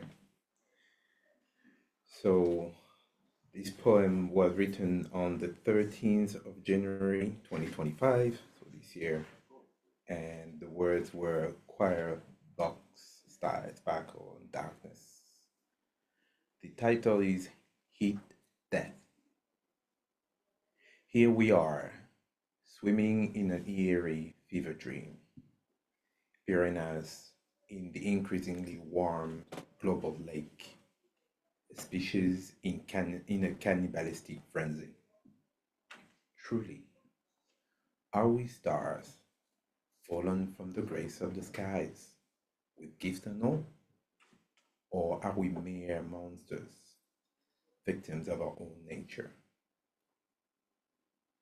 Debates are heating up, much like the climate. We sing in unison our dissonances, choirs in boxes meant for dissociative mediation.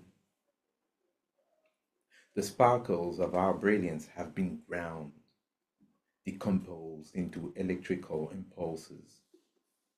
We were once mass-produced and exploited. Now we can be counterfeited in any style. Forests will have to be sacrificed in the fire of our hubris, in an attempt to make the Black Mirror come alive. Or at least seemingly so. Maybe then we will have one final heated argument. What was life or intelligence? Did our hearts carry any divine light? Or were we cursed with bottomless darkness?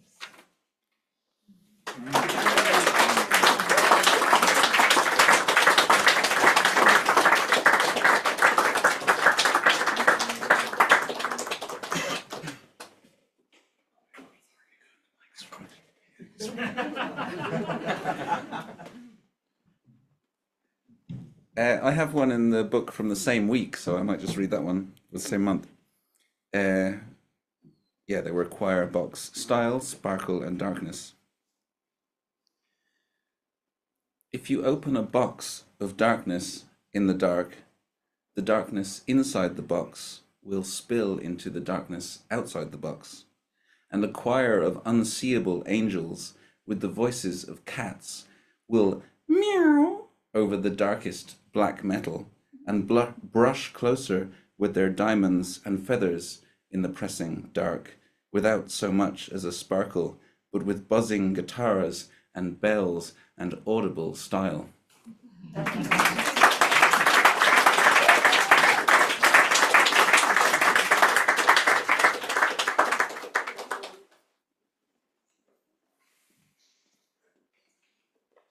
Could use that on Friday night. Hmm? Could use that on Friday night. I feel like I'm tangled. Hang on a second. It was inside out there earlier, and Blue helped me out to put it outside in. Anyway, you don't need to know that. The words more smooth, collide, clinker, lithario, and lanternfly. Lanternfly is a type of moth, so it's really tuned with me. Lanternfly. Lithario lamp looms a lemon smooth hue. I, lanternfly, up to its glow. Its fuse harmonize, clinker, clink, clink, clink, clink, clink, clink, clink, clink, clink, clink, clink, clink, as it winks out. The bulb's gone out, and despite this, I still collide with the organ. Love again. Clink, clink, clinker, clink, clink, clink, clink, clink, clink, clink, as I feel everything wink out. Thanks so much.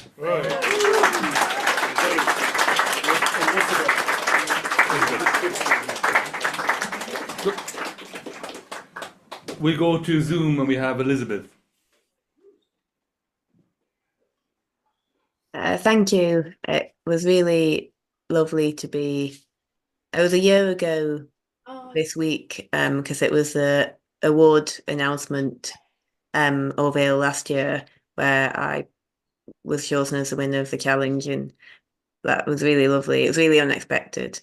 So it's really nice to be able to look back a year later on that. And also the poem that I wrote, which is about a goose, is going to be in my debut collection, which is coming out in July. So that's really nice.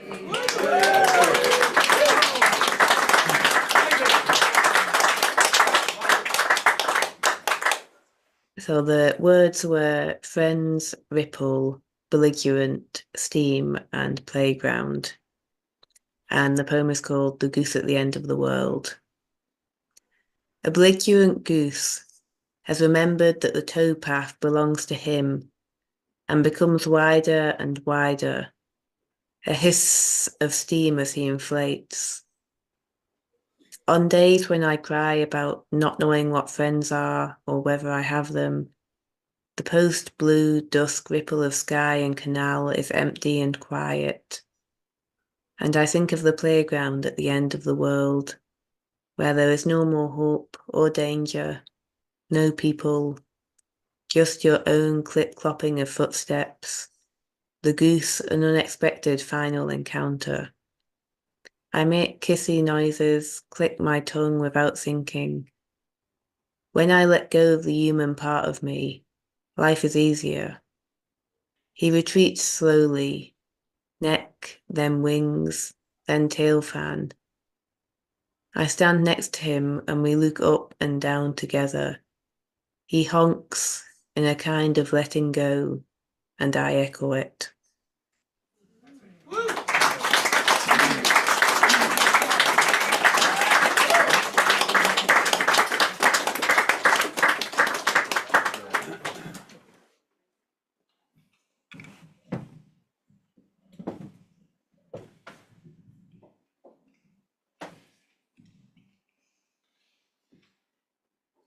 I actually got up originally because I had the same words as Ben, but I'm down at the back of the room and I was very busy, so I actually took 2 more people to get up in between. So this doesn't have the same relevance now, but anyway. The words were choir, box, style, sparkle, and darkness. An absolutely scintillating move. Retrieved the ball near our own corner flag, played a 1-2 with the full back to get us out, popped it into the 6th, type of fiend who could put a ball on a dinner plate for you.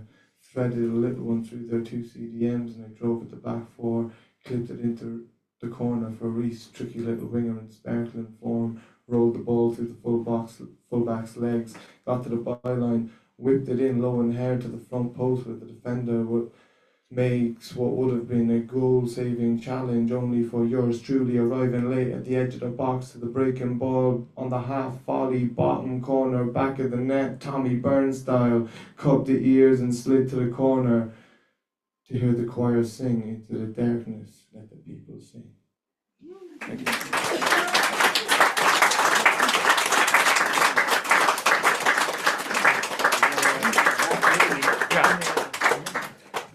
Hi, Matt.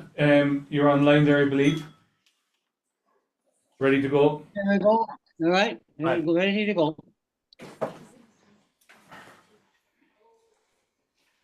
No intro, just the bare facts, the bare bones of the poem that I composed in April from the 5-word competition. Not a word in this was changed, even though I have other versions in Irish and English. In April 24. Playground. Who would blame children in Gaza to be belligerent when they're being herded by the hunger that drives them to the feeding pints, where their begging bowls are hurriedly filled with ladles by the aid workers from monster pots, steam rising from glue-like nourishment, ripples of desperation along the waves of pressing little bodies, seeking their turn for a chance to live, instead of flocking with their friends to a playground of colorful swings and carousels, ice creams licked and loved, while happy, contented mums and dads look on in peace.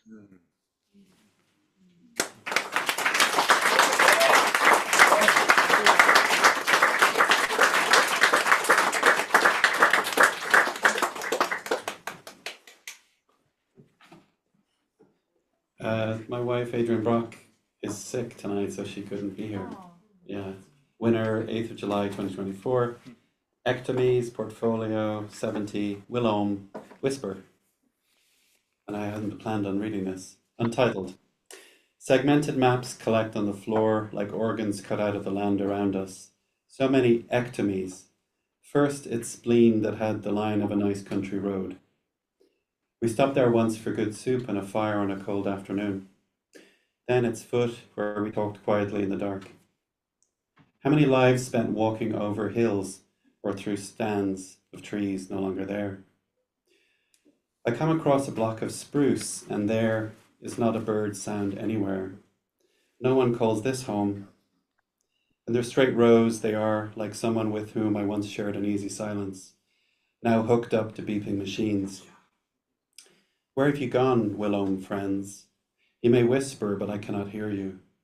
Someone will be repeated, and again, 70 multiplied 7 times. Someone else collects the maps, puts them in a smooth portfolio. We try to describe the soup and the road, and we disagree on the details.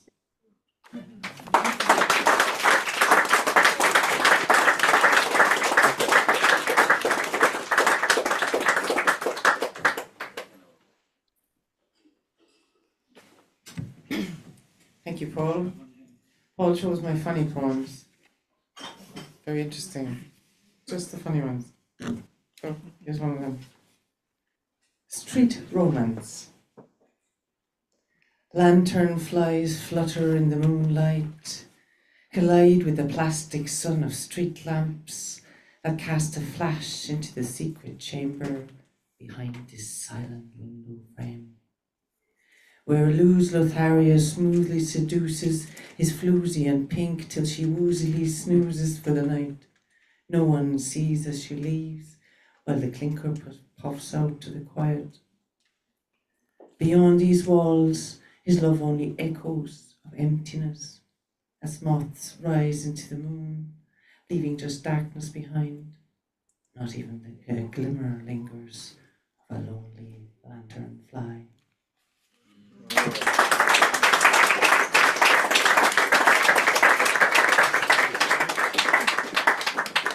Hi everyone, same words as Ben and Kieran. I was also at the back of the room and took a minute.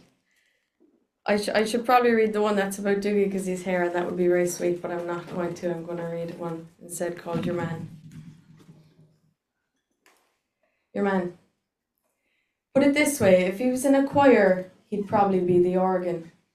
You'd see him there outside the Modern when it was still open, pure boxy stance with the two hands tucked inside the waistband, ankles of the pants tucked in too, laces of the Air Max tucked down the sides is the style. He's a firework. When he salutes the darkness, it's always with a sparkle tucked in his eye.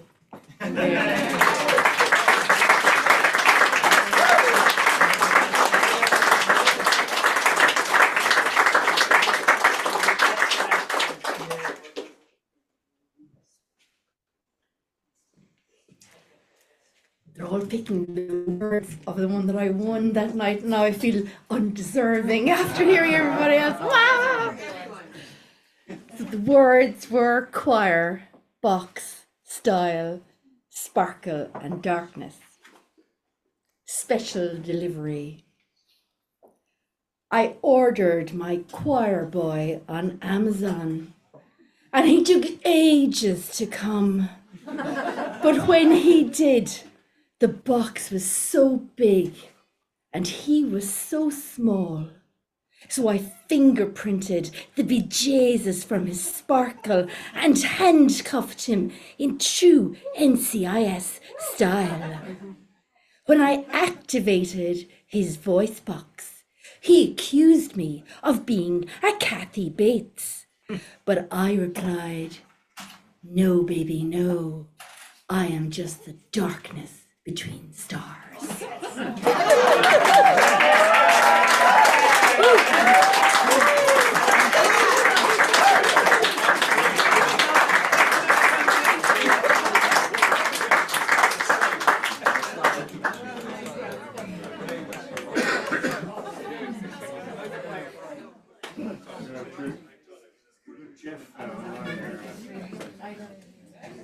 We'll go online to Jeff Cottrell, who I believe is ready to go. Yeah. Thank you. So this one I did in November, and I was right there in the room with you. November, I was right there in Cork, that's right. And it was November 11. The words were pipeline, tuxedo, placebo, spin, and mercy. So this is called Pipeline Tuxedo. My honey wears a pipeline tuxedo, as powerful as your doctor's placebo. She's crazy about the oil and gas sector. The thought of pipelines always has wrecked her. She puts on the suit, shows it off with a spin, parades it down the catwalks of Paris and Berlin. The men all go wild, shouting, "Oh, baby, mercy!" It's sexier than the nuclear plants of New Jersey. It's wilder than the coal plants of the Andes, which now can be worn in the form of lace panties. The pipeline tuxedo is the summer's hot trend, putting the reign of the hydro skirt to an end. But beware, if the pipeline tuxedo gets a leak, the toxicity will kill us all within a week. Thank you, that's me. Thank you for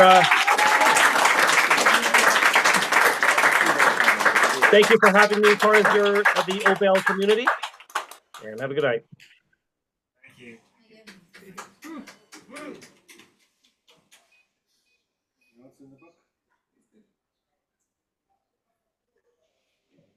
Trish.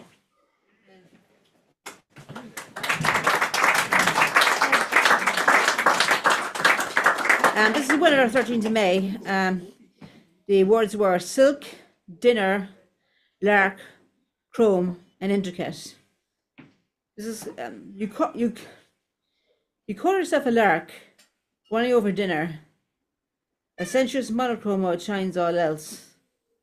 This intricate poison, drowning on silk. I've heard it all before, vocation sealed. Worshipping the bumper, chrome assigned. Artificial good, the silk not good enough now. Intricate mechanics messing up by the spire. Rising by the lark is a point in your fetish. Rise with the lark on hefty summer morning. Chewing over dinner, a time realized. Fan light like the chrome's opposite playing. Walking through silk, an intricate diatribe. Thank you.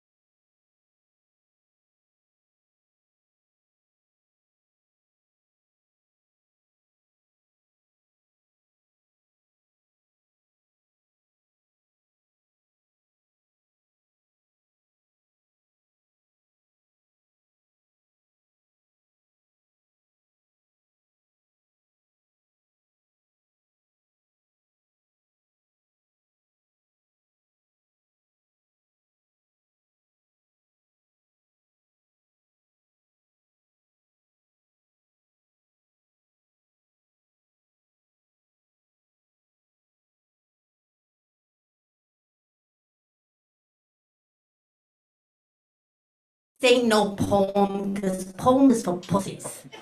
But you're right. Sorry. Not sorry. I do got something to say, though. About life. About living. It don't got to be so difficult, you know. It can be an exquisite shawarma. Fucking licious. Just take a bite. Feel important.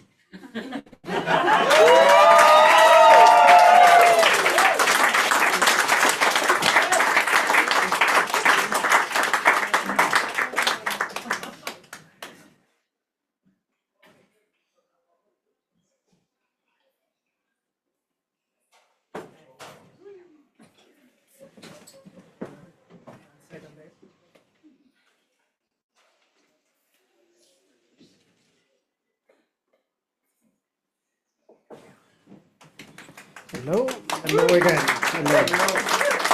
Now, on the 20th of September, the 5 words were shirt, culture, pint, cotton, landslide.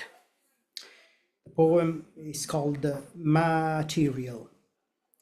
The t-shirt on the table was covering a pillow, a white pillow of fine cotton.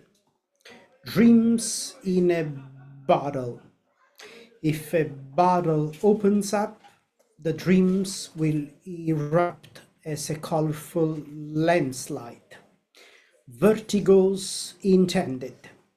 Having a pint at sunset in the last portion of the day. Compressed beauty. Culture bomb. Sparkling passion. 2 spoons left on the edge of eternity. Thank you. Thanks.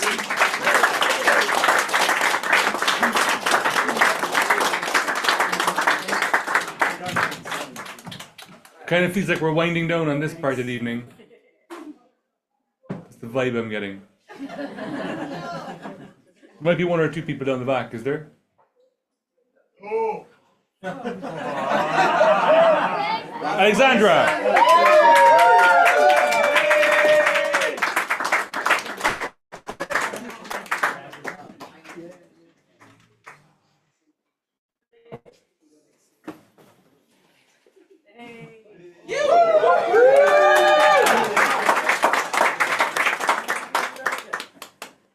I'm trying to find which. Okay. So this was 20th September 2024. That was the culture night last year. Was it? Oh no, that's November. No, it's September. It is September. Okay, my memory. So the words were shirt, culture, pint, caution, landslide, and this was called "We Are All Just a Shirt." Welcome to Culture Night, where we celebrate the beauty of our unique differences. We come from faraway backgrounds, but fate led us to the land of harps, shamrocks, and pines. From east to west, we form our threads, like red strings connecting on a map, representing where we came from, our roots, our cultures. Strangely, we are all like a shirt. They come in many sizes and colours, as well as material, from silk to cotton, from blue to purple. But in the end, they will all be just a shirt, a human being. Now let's all come together to drink a pint in celebration of this culture night and pretend we are rolling down a cloud, a cotton-like landslide. And let's all shout, we are all just shirts.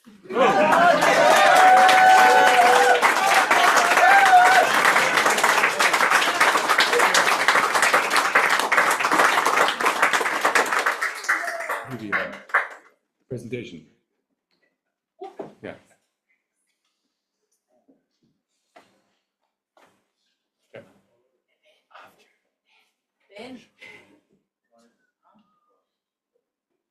So I think as we come to the diminuendo of this part of the evening, I'm just going to speak for a moment. I'm just filling space, yeah. Got it. So we're just going to make a little presentation to Paul of a few bits and pieces just to acknowledge his work over 18 years. There's not 18 gifts, but there are several. Come on out. It's a lucky bag. Yeah.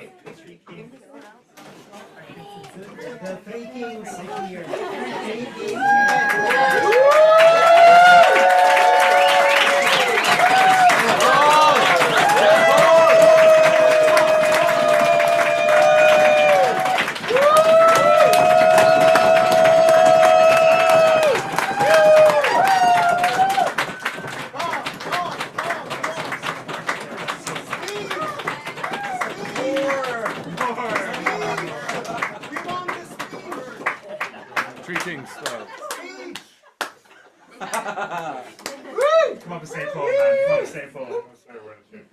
Please do. Oh my God. Oh my God. Thank you very much. Oh, jeez. What is there to say? I should have written a poem for this, but I didn't know what was going to happen, so. Thank you. Thank you. It's kind of all I really have to say. Thank you and thank you. I feel like I'm up at the Academy Awards here.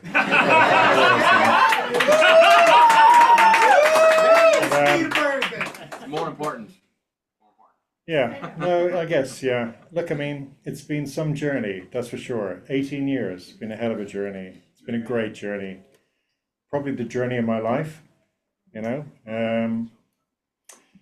Met some of the best people I could ever possibly have hoped to meet.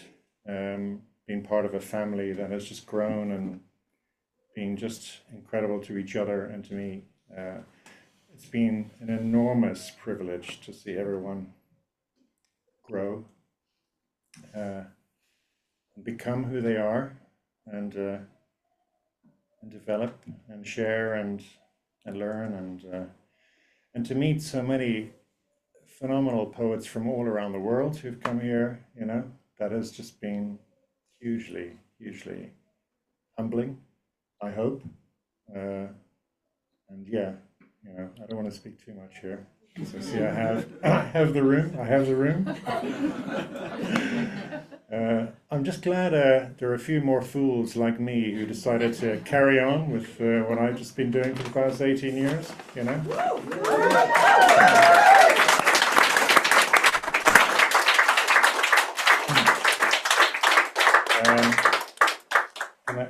And I do feel very honored that that is happening. I'm really thrilled that that this can move forward, that this community can continue to grow and develop and share and learn and, you know, do all the amazing things it does, and that I can sit finally down the back with a scotch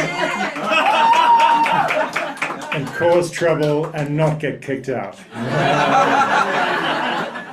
So thank you very much, everyone. Thank you.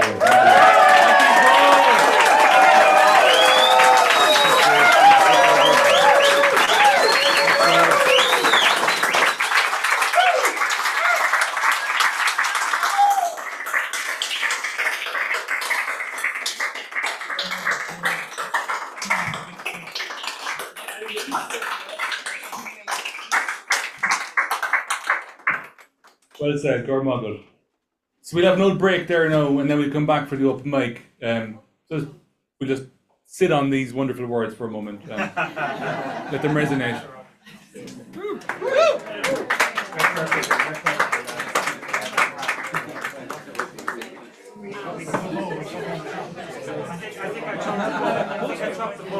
Oh yeah, it's there, yeah. It's there, yeah. I'll throw it up. Yeah! Make sure you get to see how we're getting inside. Hi there, Bhéal. Oh yeah. And yeah, I was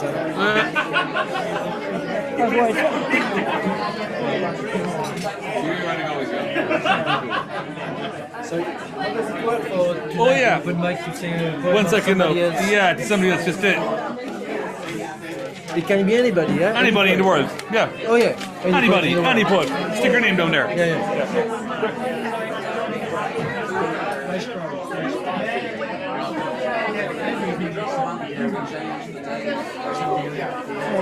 Thank you. I'll let you pass.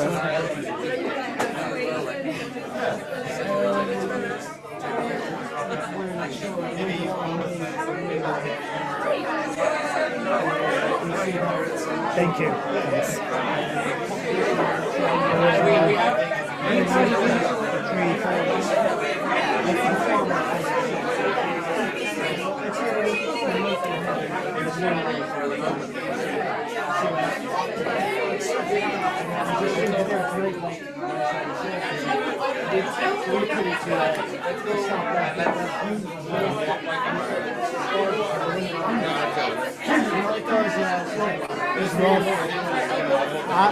Are you going? Nice to see you and well done again.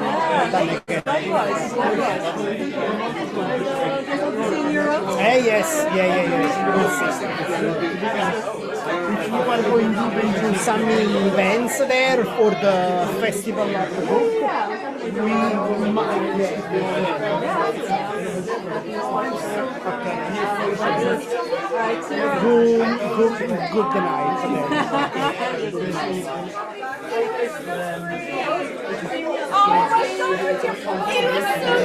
Good amazing poem.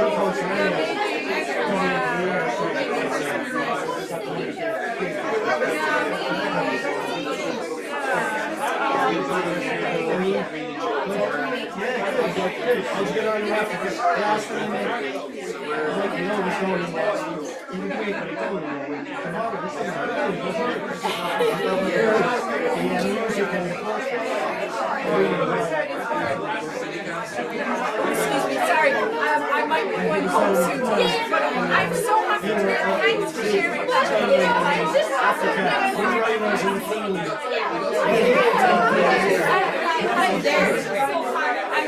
I feel like I'm in the.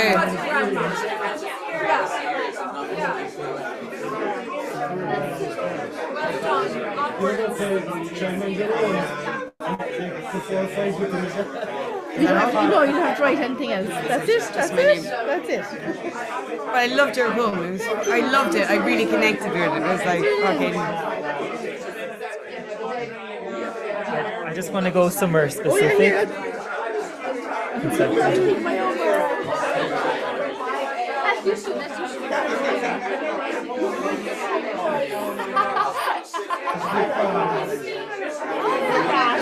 Are you writing anyone that's not yours?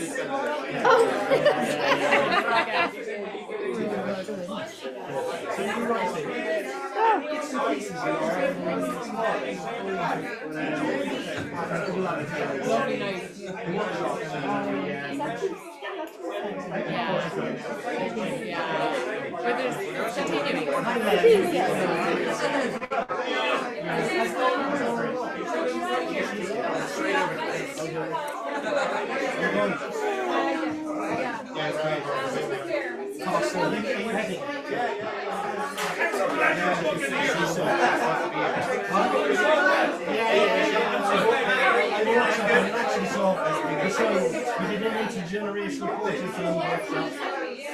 So we have some films to show that. And it's really, if you're alone. You're not alone. You'll never go home. She's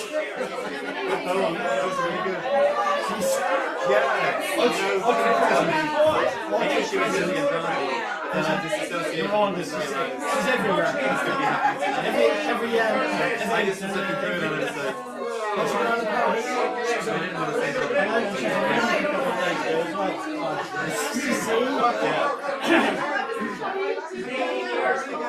oh yeah. We're ready to do that whenever you're public that. So just let me know or if you know if you want to email. Oh, she didn't. So you can just decide, like, you don't want to, remember, you don't want to crowd up your readings too much.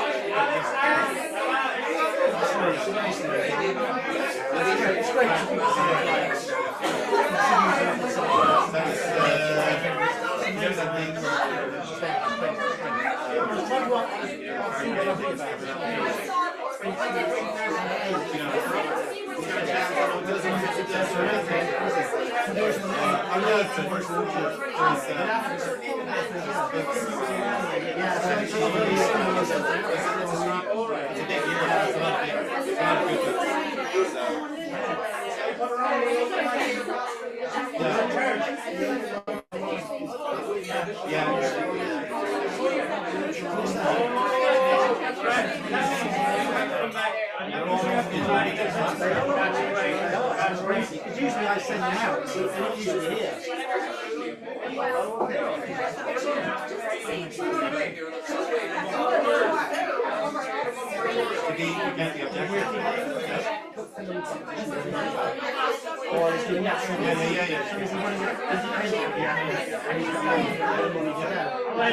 I passed you in and I didn't see you.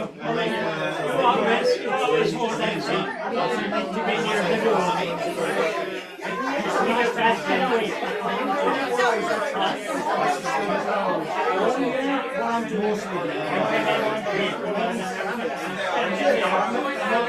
Minutes and then realize we can't do it. There was a couple inside, and then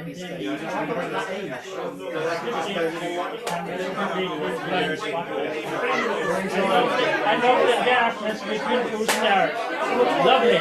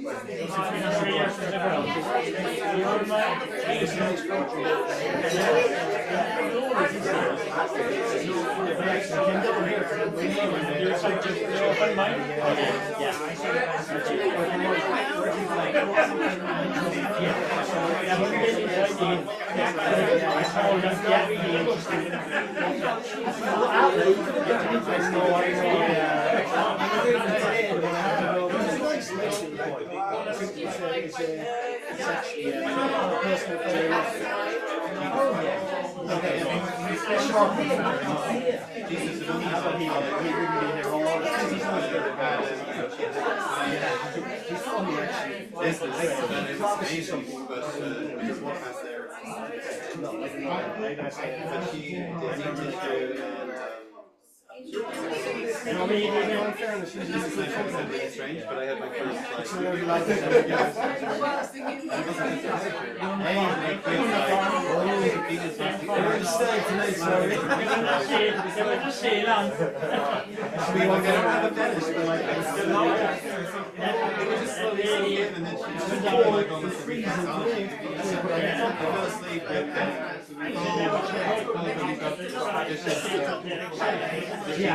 He wins everything.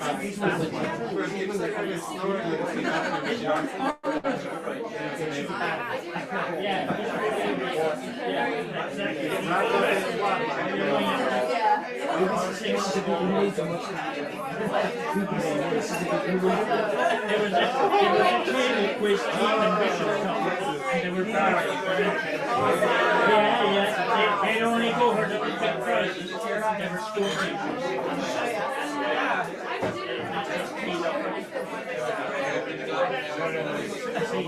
Where's the team? Yeah, big cup, yeah. I only heard about them, I didn't see it.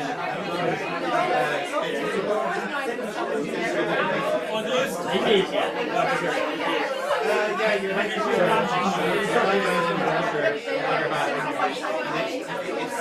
It's small, but they can actually be too much.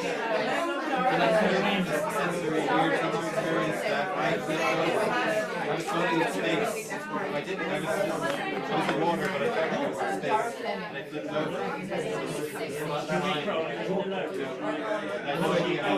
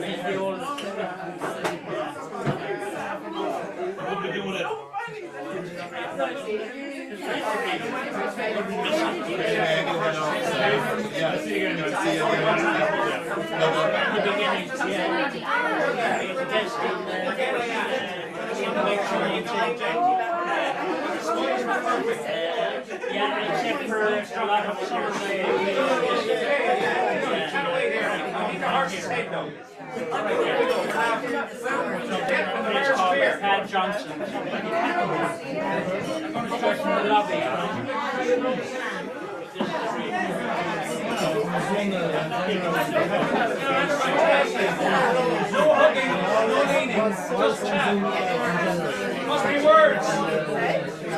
Gotcha. Oh, that's lovely. That was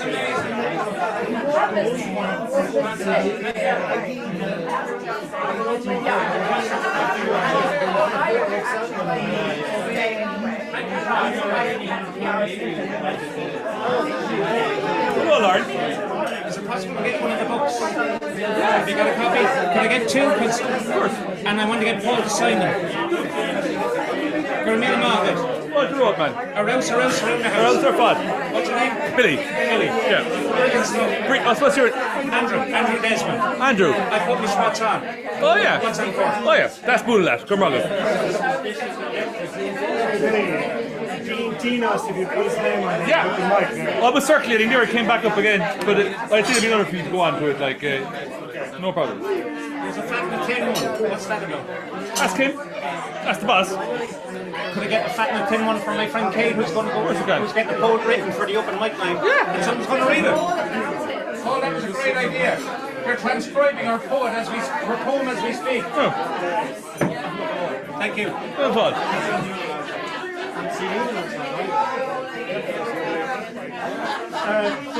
Yes. Can you interpolate the names into the... Yeah. Of course.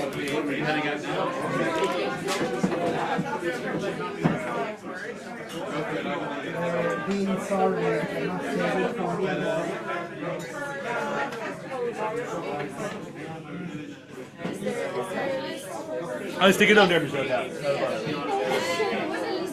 Yeah, Paul's doing some magic to it there.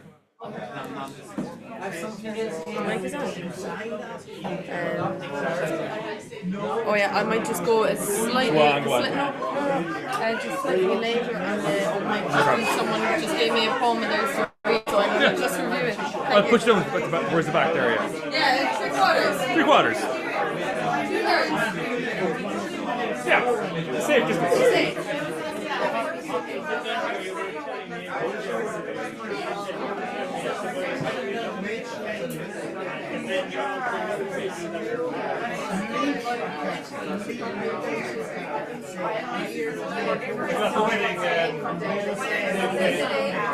Very excited. One was our great work. Very venue, great. What a location, like, what a great vista. Just where the river Lee bifurcates and everything. Bifurcates and very waiting for it. Glenn was at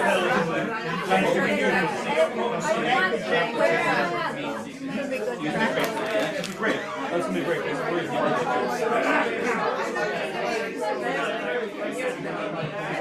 I said to Dean, huh? Don't stack. What? Don't stack.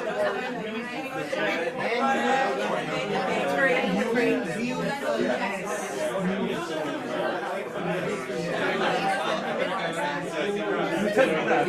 He's also never going to go there. He's trying to play both those things at once. You know? It occurred to me.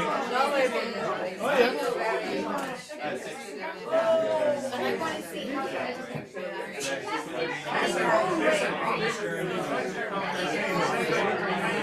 That's great. Congrats.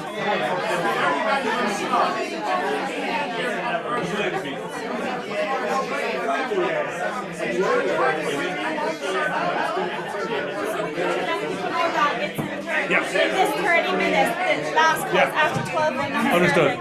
Okay. Hello, everybody. So,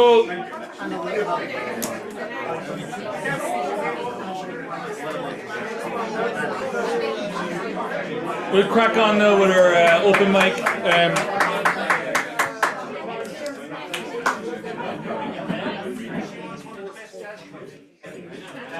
So, just an FYI, the bar will be closing, as in the service bar here will be closing at midnight strictly, okay? So Alexandra's told me to tell you that the time for getting drinks will finish at midnight, okay? Everyone's okay with that? Yeah? Don't toss more me up one please. Yeah, so, that's fine, it's fine, I've got that, yeah. So, but we're not going to be turfed out at midnight, but drinks will finish serving at midnight, okay? We can remain after midnight. With our 3 pints in front of us. Well, that's not flat, like. Yeah. Okay, so that announcement has been made now. So we'll progress to the.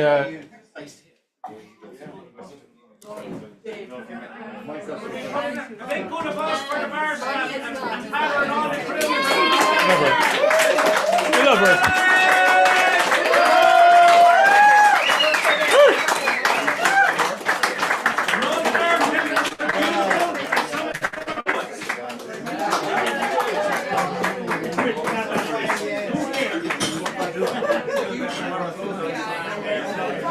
Okay, we're going to begin with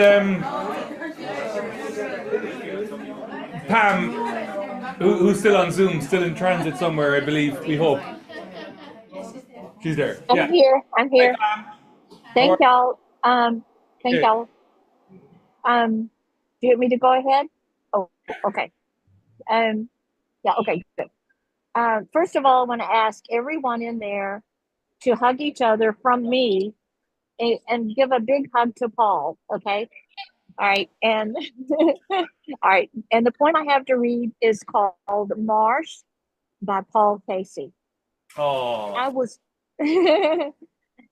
all bog and bits of islands, my bird-heavy mane of reed, a river of lyrical russet, a Celtic hunter, slowing his current to the heartbeat of a wayward doe.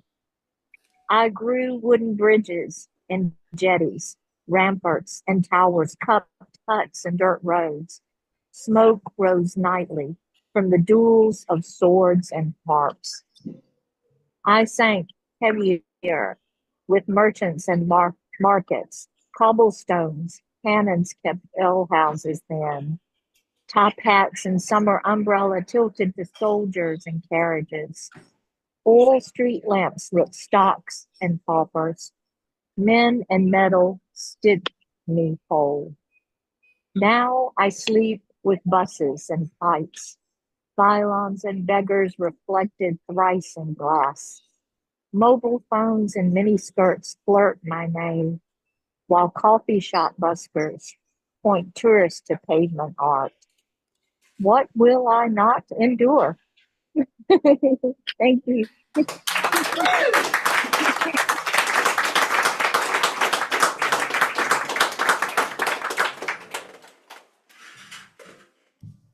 Antonio.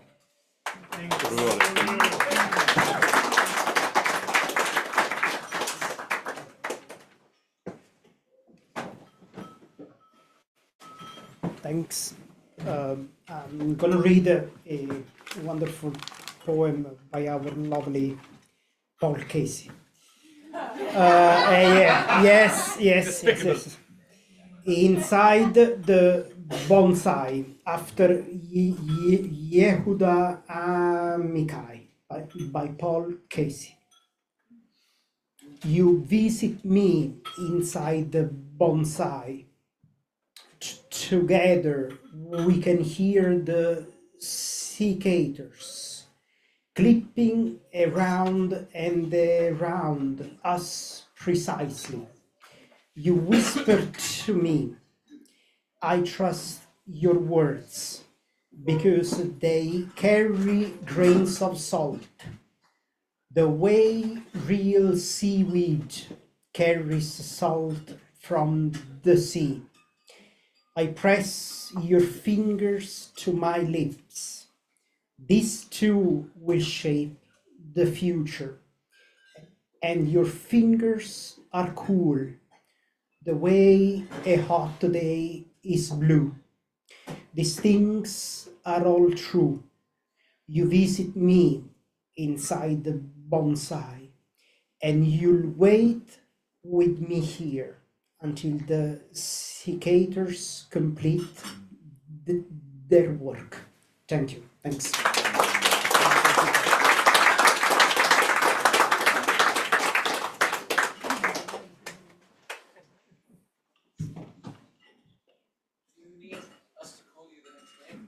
Yeah. Let me just scan the list there.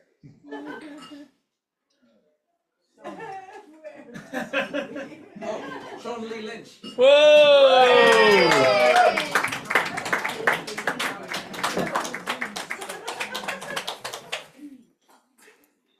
Hello. So I just want to say thank you very much to Paul for the amazing home that he built for us all here. And we're truly grateful to you and for everything that you've done. I first started coming here 7 years ago. And a bit before those 7 years ago, I went to see a psychic. And the psychic told me that this was before I knew anything about here, anything like something like this existed. The psychic told me that I would start doing stand-up comedy, and that she could see me with a microphone and in front of a red brick wall, making people laugh. And I didn't do stand-up comedy because that's terrifying, but I just happened to come here because of my friends bringing me here. And then like months later I was like, oh, I am in front of a microphone in front of a red brick wall. So it's almost as if we were all meant to be here. So because of that, I'm going to read lyrics to a song, and the song is This Must Be the Place. Home is where I want to be. Pick me up and turn me round.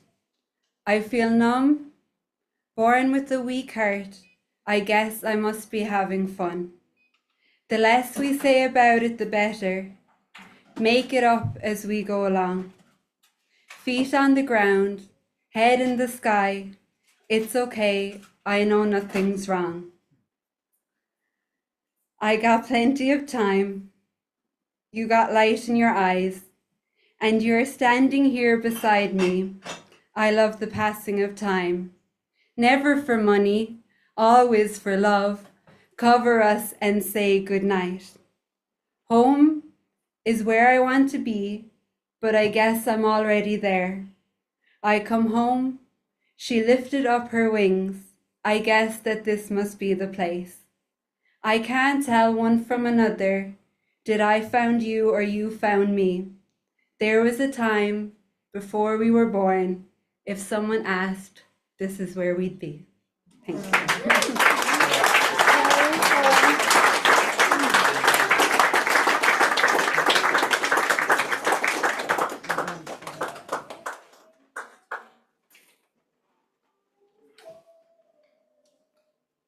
Seamus, please.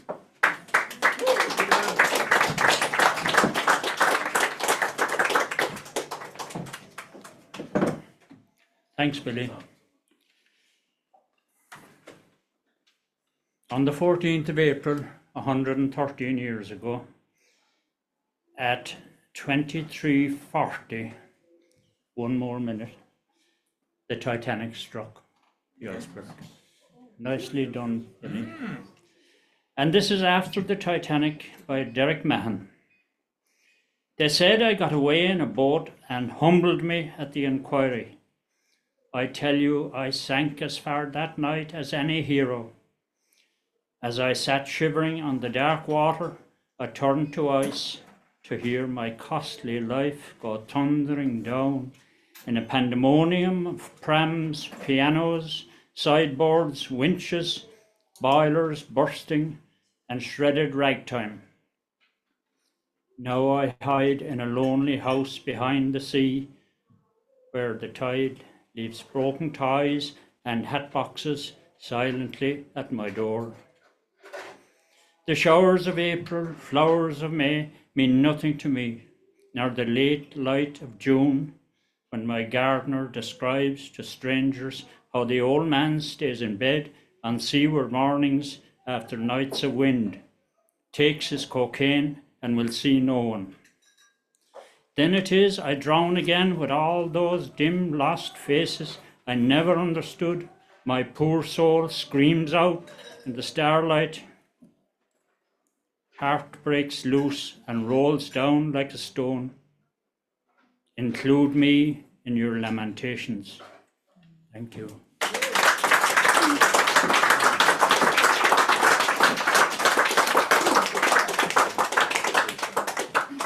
Roxanne, please.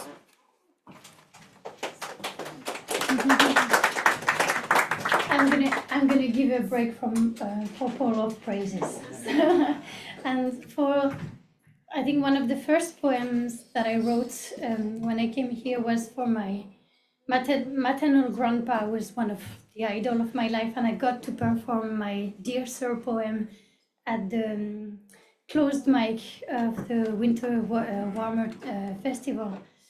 And those who know me know that I absolutely dearly love this grandfather, and he's turned 95 last Sunday, and he's an idol, and he sent me a selfie of himself at 1 a.m. On WhatsApp, and it's just amazing. So I found this poem by Rudyard Kipling. I don't know the full title, and I don't know if it's the full poem, but I'll read it in French and make a translation on the go. Tu marchais devant moi, fort et droit, guidant mes pas pour que je ne tombe pas. Avec des mots tendres et des mains aimantes, tu bâtissais mon monde sur un sol solide. Et même si les années passent, je vois en toi la sagesse profonde. Un héros toujours à mes côtés, une lumière qui jamais ne s'éteindra. You were walking in front of me, strong and straight, guiding my steps so that I wouldn't fall. With kind words and loving hands, you were building my world on solid ground. And even if years go by, I see in you deep wisdom, a hero always by my side, a light that will never turn off.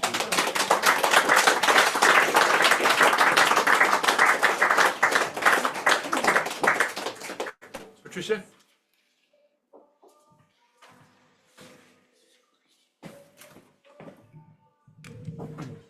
Well, Paul, what can I say? I first came here about 18 years ago. All I had was a handful of poems and an inferiority complex.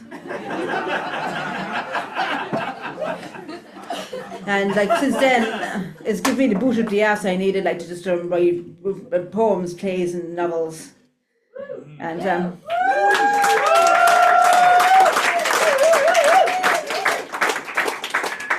And I was introduced to some very like-minded people, and I'm very honoured to call them friends. So the poem I'm going to read tonight is by Christina Rossetti, and the title sums up how we all feel about Bhéal. This is called "Miss Me But Let Me Go." When I come to the end of the road, and the sun is set for me, I want no rights in a gloom-filled room. Why cry for a soul-fed three? Miss me a little, but not for long, and not with your head bowed low. Remember the love that once we share. Miss me, but let me go. For this is a journey we all must take, and each must go alone. It's all part of the master plan, a step on the road to home. When you're lonely and sick at heart, go to the friends we know. Laugh at all the things we used to do. Miss me, but let me go. Thank you.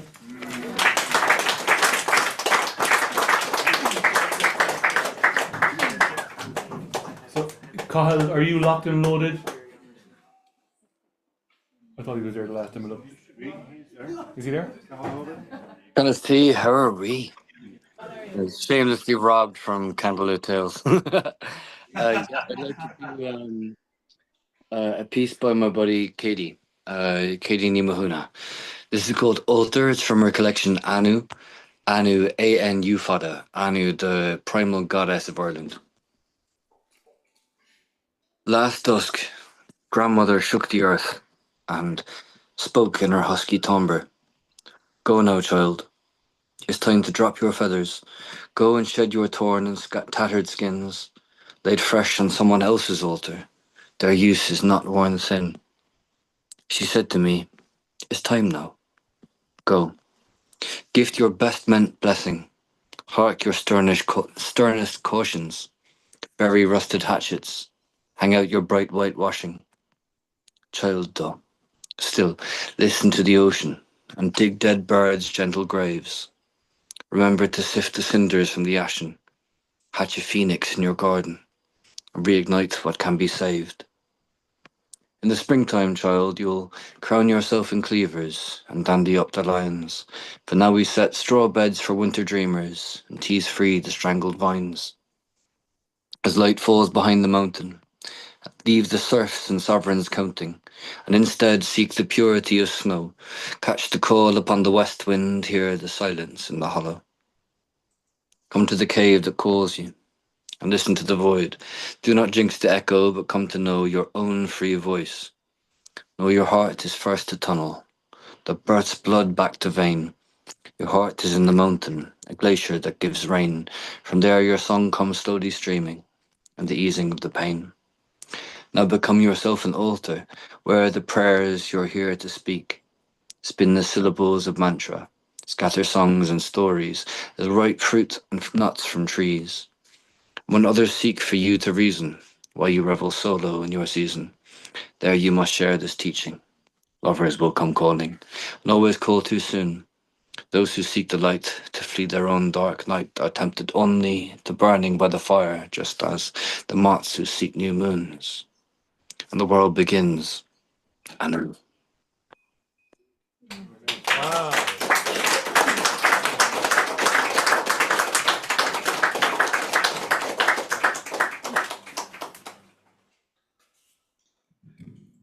Cahill, who wrote that poem again? Katie Nimahuna, she's a shaman. She's living out there in Bantry. She's one of my good buddies. You guys should get her into Ovail Gavail. She's phenomenal, outrageous. Outrageous. Next up, we'll have Sebastian, please.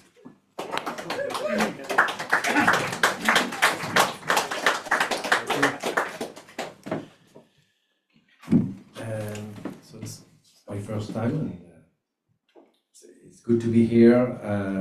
That's the night to be here. I don't have much knowledge about poetry, but a bit about haiku. So I'll read a haiku, a monoku that it's quite appropriate for the evening and for Paul, I think.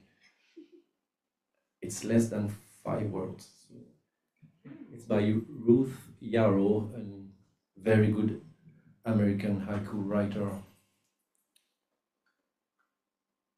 After the garden party, the garden.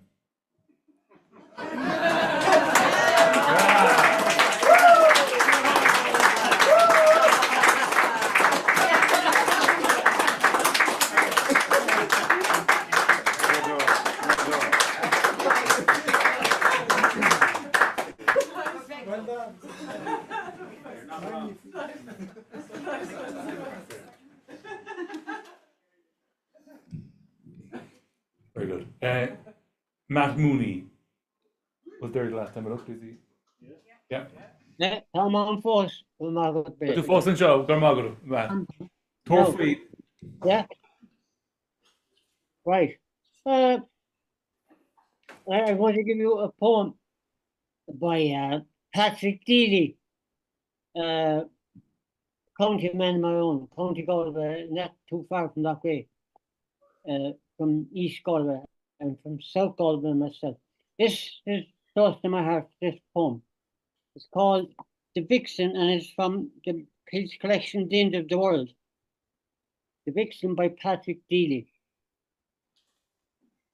She is the one washed across the river Dodder, fur plastered to her skin and on her face, a rictus grin, the one yet making her rounds, unfazed by thump or roar of motorcycle, or by ambulance's blue flickering hullabaloo, its red tinging, and she perpetuates the one leaping through a net wire hen-house window. 50 years ago, the cub my neighbour fed from a trough after he had killed her mother. The cud is someone soon to tune in to her own feral nature. She absconds, vagabond at home among the urban. The long route of foxes gone before seems to become her. Those dug out, those poisoned or shot, or mangled by hounds, those broken under the wheels of cars, survivor.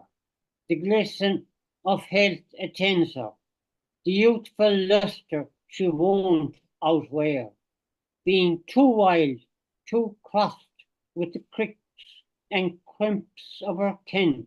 She's a fire, an aura, a lollop along the back lane, from dustbin to doorstep. A den dweller, my first Galway blazer, my townland namer, and it's as if the stars have fashioned a pelt for her, the frosts a carry, the hills a cover. As darkness deepens, she comes brushed with heather smell, harebell, stone quarry dust, comes maybe to shake loose her shrieky mating o'cones, or the chalk of cemetery bones. This numinous one representing all, this watcher, whom I suddenly want to get next to, as though she were the burning down of my years, so lightly here and gone, as I take the air in midsummer in a midnight suburb of Dublin.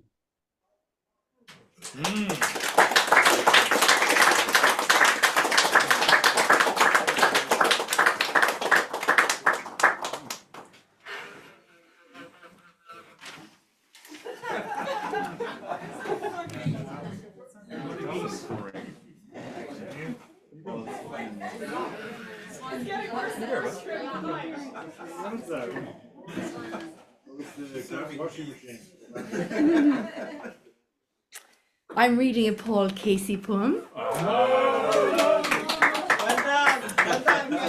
Murphy's. Last wildflower, and it's for Rosie. Thanks. I scaled the cliffs of Moher to write about the tourists, trekked south till there were no more barriers. Men falling to breathe alone, right up at the edge where I've always been afraid of imagining that I've always been and forever will be falling. Imagine being afraid of imagining falling and let go, spilled back, eyes to sky, clutching barren blossoms picked for you. I went in gannet deep, shot straight into the air to reclaim my still form, then danced in the tower of Moher above the clear blue day. Trace memories of this scene recur, mitochondrial microfilm coaxed open by the sun, these cliffs, those islands, the fall and lay of it, the width and breadth of it, the countless known unknowns, like Mogg of the 100 Battles, or why Claire isn't in Connacht.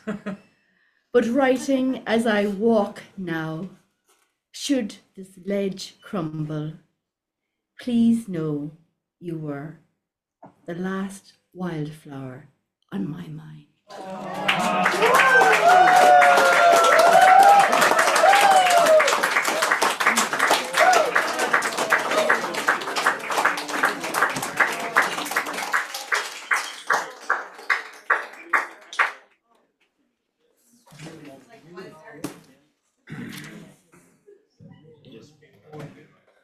I think Paul's ego has been massaged enough now tonight. So a few more poems by Yeats or something. Enough Paul Casey. Colin, please.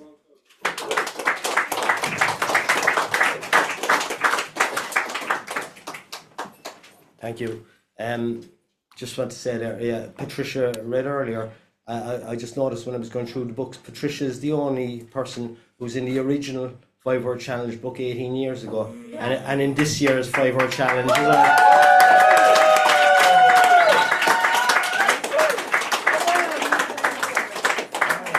And I just want to, who's here tonight that was actually, I'm only coming around 16 years, so I'm only a newbie. But who's here tonight that was at the original Bhéal? I think it was in Pa Johnson's. No, it was in the cat club. In the cat club, 18 years ago. Seamus. Obviously Paul was there. Who else? Seamus. Seamus. Not the very first one, but maybe the third one. About the third. There was even the other man there. Daw Harding. He's gone now. Daw was here. And Patricia, were you here? At the Not the very first. Not the first. The absolute first. Yeah, Mary O'Connell was there. Mary, yeah, very good. So I mean, it's great for those people who were here, you know, who kept it going so long, and you know, who are still coming. So you know, I was in Pat Johnson's, but I wasn't in the cat club. you weren't okay. So early on, very early on as well, Billy. Before I moved here, yeah. Yeah. So a little clap for all the people who kept on coming all the time. You know, that's brilliant. It was only in Pat Johnson's. It was only in Pat Johnson's for a few weeks, really. Oh, 6 weeks. How long was it in Pat Johnson's, Paul? 6 weeks. That was what I would have thought, yeah. Came in here, yeah. Yeah. This is always a natural home, though. Yeah. The poem I'm going to is just a poem from Jerry Murphy. It's called School's Out. 3 days after the senior infants got their summer holidays, the junior infants were let loose. It had been raining heavily all that morning, and the streets were slick and dotted with puddles. We, the Noonan twins and me, Must have hit every single one, smack dab in the middle, leaping and splashing and squealing in a wild, exhilarating dance, all the way home to our aghast mothers, who could scarcely recognise our mud-spattered faces or beaming grins.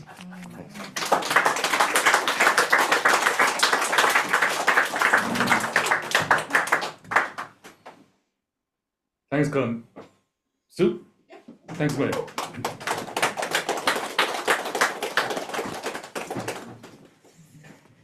Well, I haven't been coming here quite as long because I only popped out after I finished my thesis.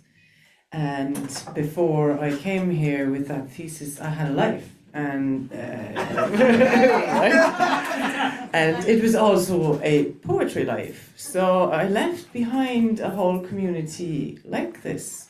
Not quite as vibrant as this, but very multi-faced and beautiful as well, in the town called Hildesheim that I studied in. And there was one person who very much reminds me of Rab there at the back, always has. His name is Henning Reichrath.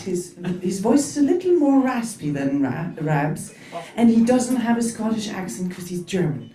But he wrote a poem, and because Colin called me out on it, I might as well stand up for it.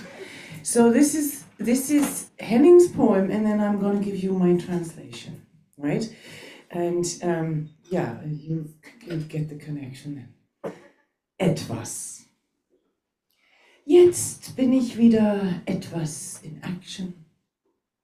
Aber ich lasse mir dabei etwas Zeit, damit ich etwas essen kann, damit ich etwas rauchen kann. Dann nummeriere ich etwas, damit ich etwas besser zählen kann. 1, 2, 3, 4, 6, 5, 7, 8, 9. Etwas falsch nummeriere ich, damit es etwas lustiger wird. Dann überlege ich mir etwas für die letzte Zeile, damit es etwas Lyrik wird. Dann rauche ich, damit ich wieder etwas essen kann. And the word etwas means something or a bit. A bit. Now I am again a bit in action, but I'm taking a bit of time so that I can eat a bit, so that I can smoke a bit. Then I number a bit so I can count a bit better. 1, 2, 3, 4, 6, 5, 7, 8, 9. A bit wrong, I count, so it becomes a bit funnier. Then I think of a bit for the last line, so it becomes a bit of poetry.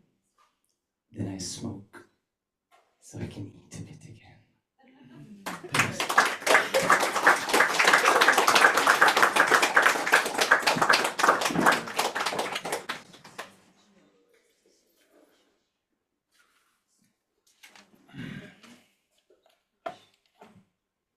Oh, Afrik.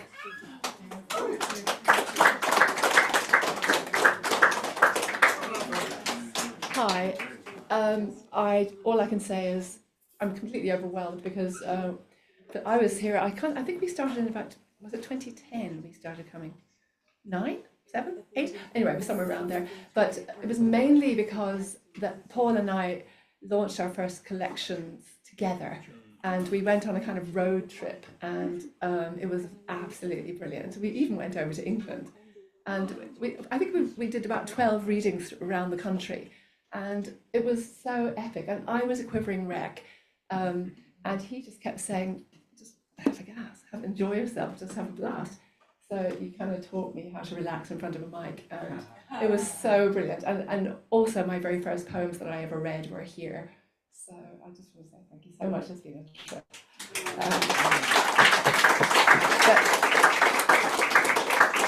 And now I'm going to put a dampener on the whole show because I'm a believer in serendipity, and I just thought I was just going to run my finger along my bookshelves and just stop somewhere, and then I was just going to open the page, and the right poem was going to be the poem that I was going to read, but actually, but you know, but that's because my head was in a different place this morning. I'd been listening to the news, and you know, the news isn't great. But anyway, this is called. Shall I just read it anyway? I'm sorry about.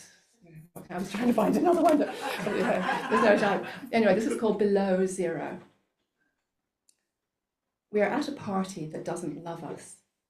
At last, the party lets its mask. Sorry, I forgot to tell you, it's Thomas Transformer. We are at a party that doesn't love us.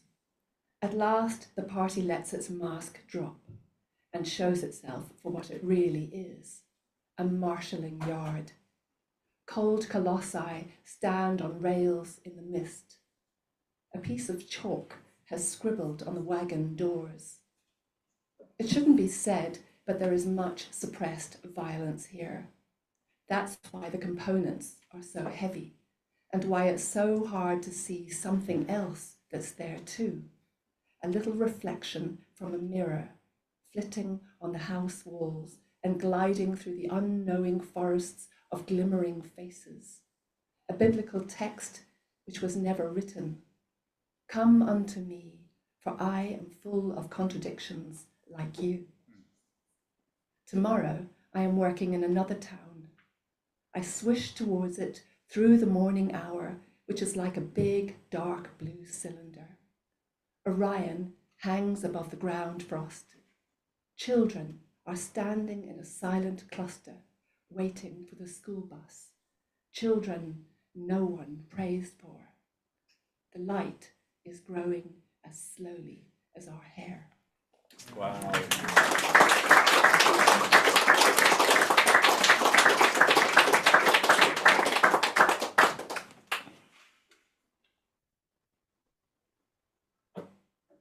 Cedric, oh, there you are.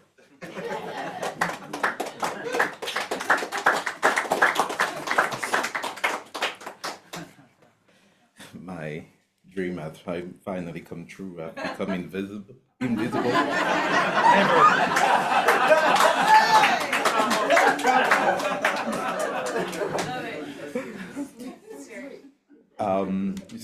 Well, I mean, I've been coming here since 2013, mid 2013, on somebody's advice, and I've been hooked to the microphone ever since the first time I got to do it.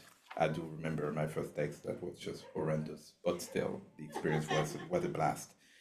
Along the years, I've met a lot of people to whom I owe a lot. So Sue, Philip, Catherine, among other people. Like, everyone has been a great inspiration, but obviously Paul. So I was going to read a text from you, and then I decided that, you know what, I'm not so sure, and again my wish was. I wouldn't take it personally.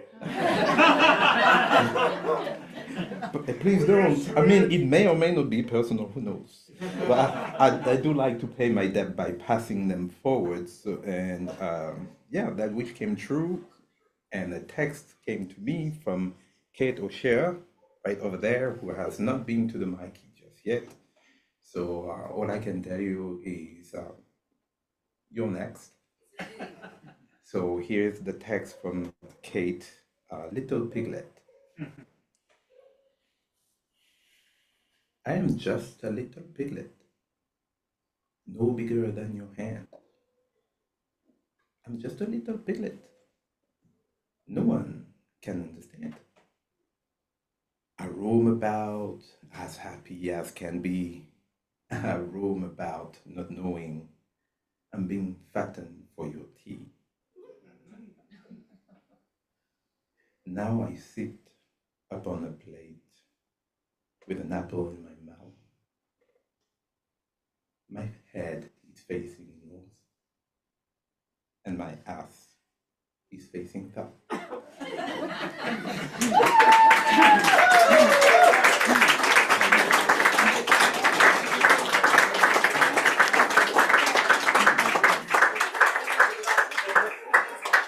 Paul. Oh yes, Paul's still there, yeah. Hi. This is, yeah. Okay. This is an untitled poem by the Russian poet Marina Tsvetaeva. It was written in around 1914 and translated in modern times by Elaine Feinstein. I know the truth. Give up all other truths. No need for people anywhere on earth to struggle. Look, it's evening. Look, it's nearly night. What do you speak of? Poets, lovers, generals? The wind is level now. The earth is wet with dew. The storm of stars in the sky will turn to quiet. And soon all of us will sleep under the earth. We who never let each other sleep above it. Thanks. Thank you.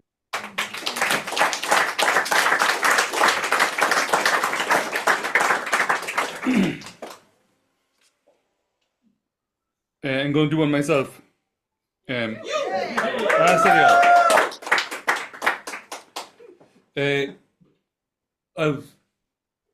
I'll just do the middle bit of this sort of longish poem because there's many of us here tonight who are reading. It's Auden's Elegy for Yeats in memory of W.B. Yeats.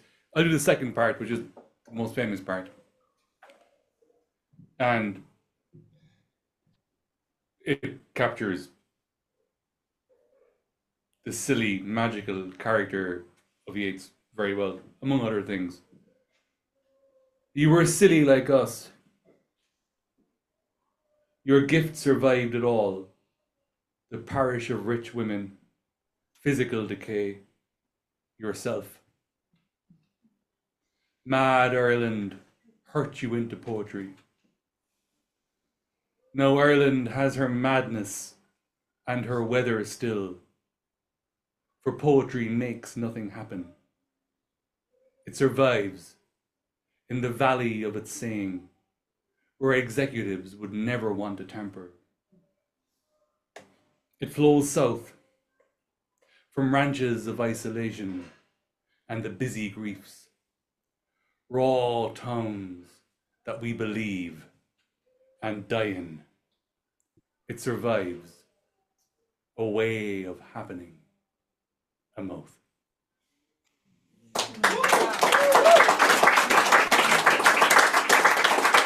Thanks a million. I just stuck myself in there. I felt I couldn't leave without saying something. John Horan, please.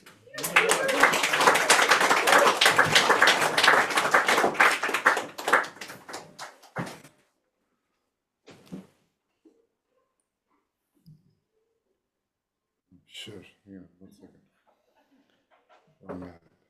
I'll do an American poet.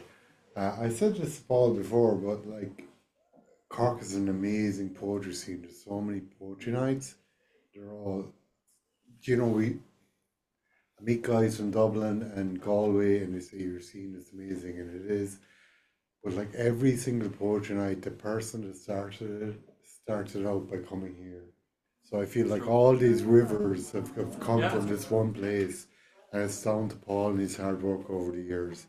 So we owe him like so much. Thank you, Paul.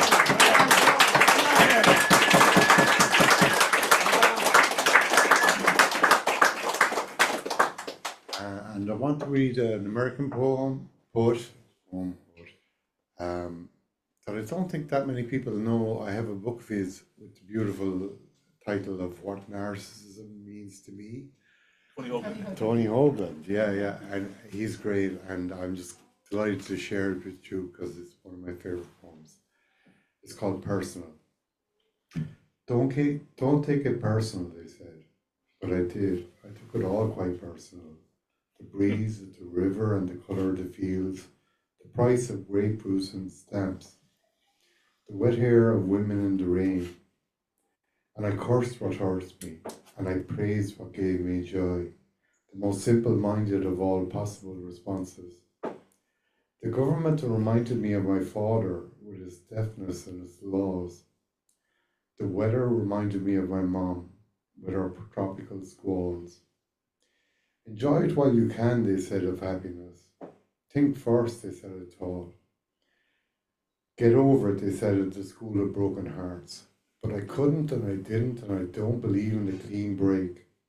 I believe in the compound fracture served with a sauce of dirty regret. I believe in saying it all and taking it all back, and saying it again for good measure while the air fills up with I'm sorry's, like wheeling birds, and the trees look seasick in the wind.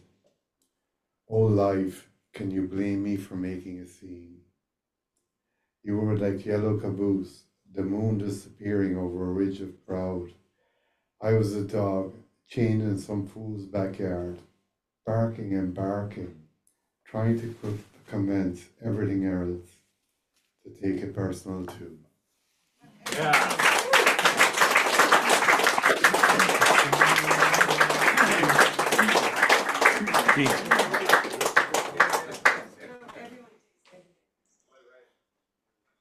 I have a poem here that I just wanted to read because I enjoy it.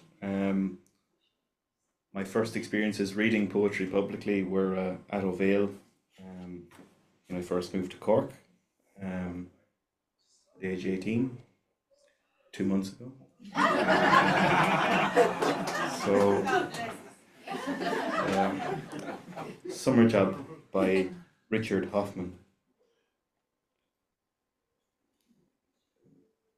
The trouble with intellectuals, many, my boss once told me, is that they don't know nothing till they can explain it to themselves. A guy like that, he said, he gets to middle age, and by the way, he gets there late. He's trying to be a boy until he's 40, 45, and then you give him 5 more years until that craziness peters out. And now he's almost 50. A guy like that at last explains to himself that life is made of time, that time is what it's all about. Aha, he says. And then he either blows his brains out, gets religion, or settles down to some major league depression. Make yourself useful. Hand me that 3/8 torque wrench. No, you moron, the other one.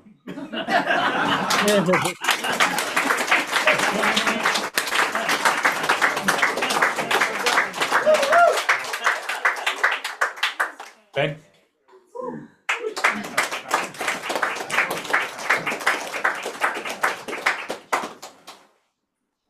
I've made the decision to embarrass Paul further by reading one of his poems.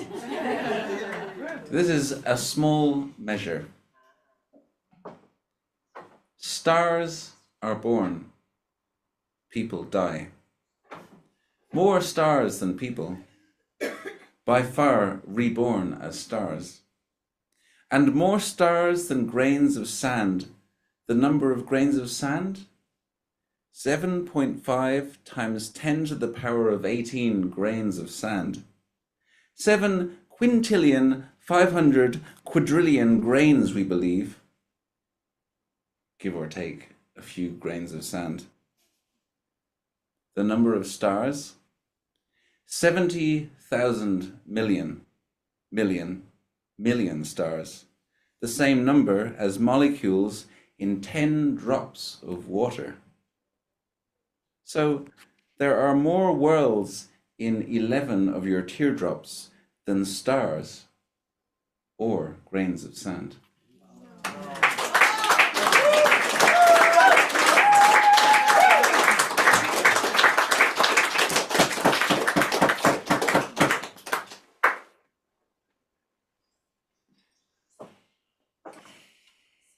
Oh, Alexandra, please.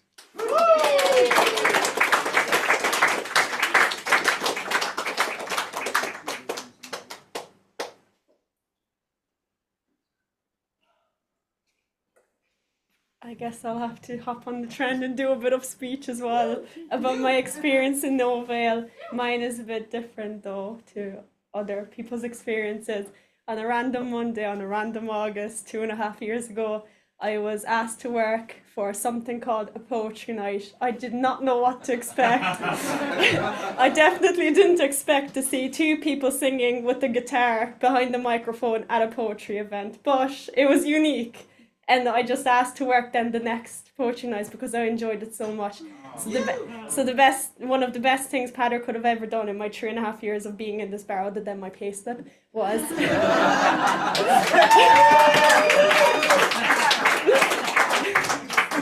was rostering me to work for this poetry night. As I say to people close to me, this is a community I never searched for but found. So.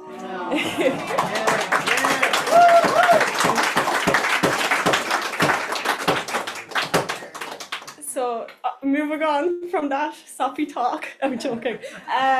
So next month I'm going into railing with my best friend. Shout out to Sarah, my bestie. We'll probably murder each other by a week of the 4.5 weeks of traveling, but I'm still excited. So we're leaving next month, and I was trying to look for a poem that's about traveling, and I came across this very unique poem from, I'm sorry to the Italians in this room or who speak Italian, I will not pronounce this name right, Giovanni, okay. So he traveled around South America, Europe and India for 8 years on a bike, and he wrote this poem during his travels. I really thought this poem was interesting because it talks about how important it is for people to travel. So in our society, we can reduce racism because we're learning about other people's cultures, traditions, and things like that. So this poem is called Travel.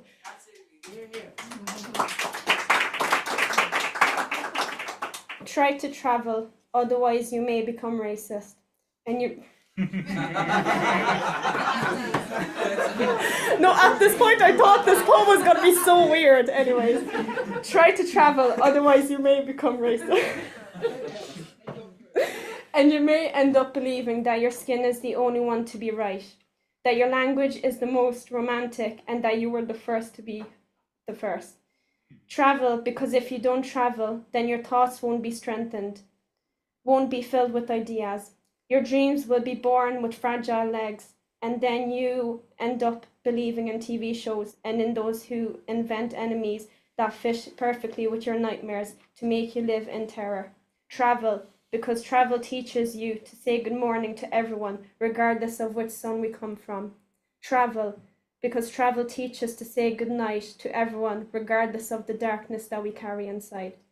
Travel, because traveling teaches to resist, not to depend, to accept others, not just for who they are, but also for what they can never be. To know that we are capable of, to feel part of a family, beyond borders, beyond traditions and culture. Travel teaches us to be beyond. Travel, otherwise you end up believing that you are made only for a panorama, and instead, inside you, there are wonderful landscapes still to visit. Thank you.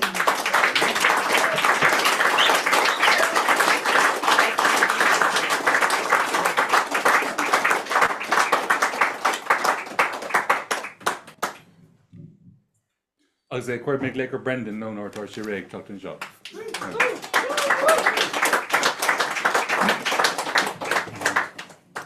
Yeah, so as one of the many people that's been helping Paul like over the past while in the office, I think sometimes people underestimate actually how much work it actually is and the admin side of things. Like, so I just want to say, Paul, thank you so much. Like, because I know that's time you could be writing, and you've given it to this community to create this beautiful thing. And I've made all new friends here, and thanks for the opportunities, and thank you. So I'm going to give you a poem from Seamus Heaney, from my part of the world. It's from the Republic of Conscience. When I landed in the Republic of Conscience, it was so noiseless when the engines stopped. I could hear a curlew high above the runway. At immigration, the clerk was an old man who produced a wallet from his homespun coat and showed me a photograph of my grandfather. The woman in customs asked me to declare the words of our traditional cures and charms to heal dumbness and avert the evil eye. No porters, no interpreter, no taxi. You carried your own burden, and very soon your symptoms of creeping privilege disappeared. Fog is a dreaded omen there, but lightning spells universal good, and parents hang swaddled infants in trees during thunderstorms. Salt is their precious mineral, and seashells are held to the ear during births and funerals. The base of all inks and pigments is seawater. Their sacred symbol is a stylized boat. Sail is an ear, the mast a sloping pen, the hull a mouth shape, the keel an open eye. At their inauguration, public leaders must swear to uphold unwritten law and weep to atone for their presumption to hold office, and to affirm their faith that all life sprang from salt and tears, which the sky god wept after he dreamt his solitude was endless. I came back from that frugal republic with my 2 arms the one length, the customs woman having insisted my allowance was myself. The old man rose and gazed into my face and said that was official recognition that I was now a dual citizen. He therefore desired me, when I got home, to consider myself a representative and to speak on their behalf in my own tongue. Their embassies, he said, were everywhere, but operated independently, and no ambassador would ever be relieved.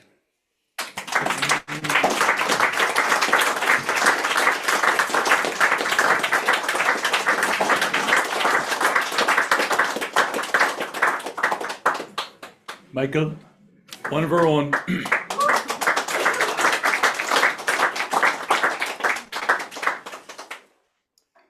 Thank you, Paul.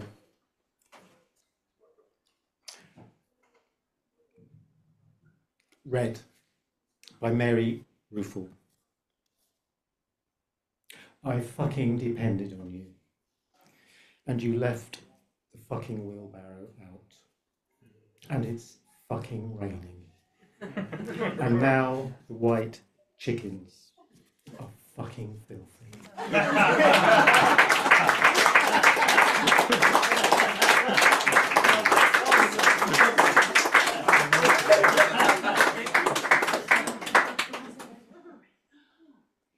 Michelle, please.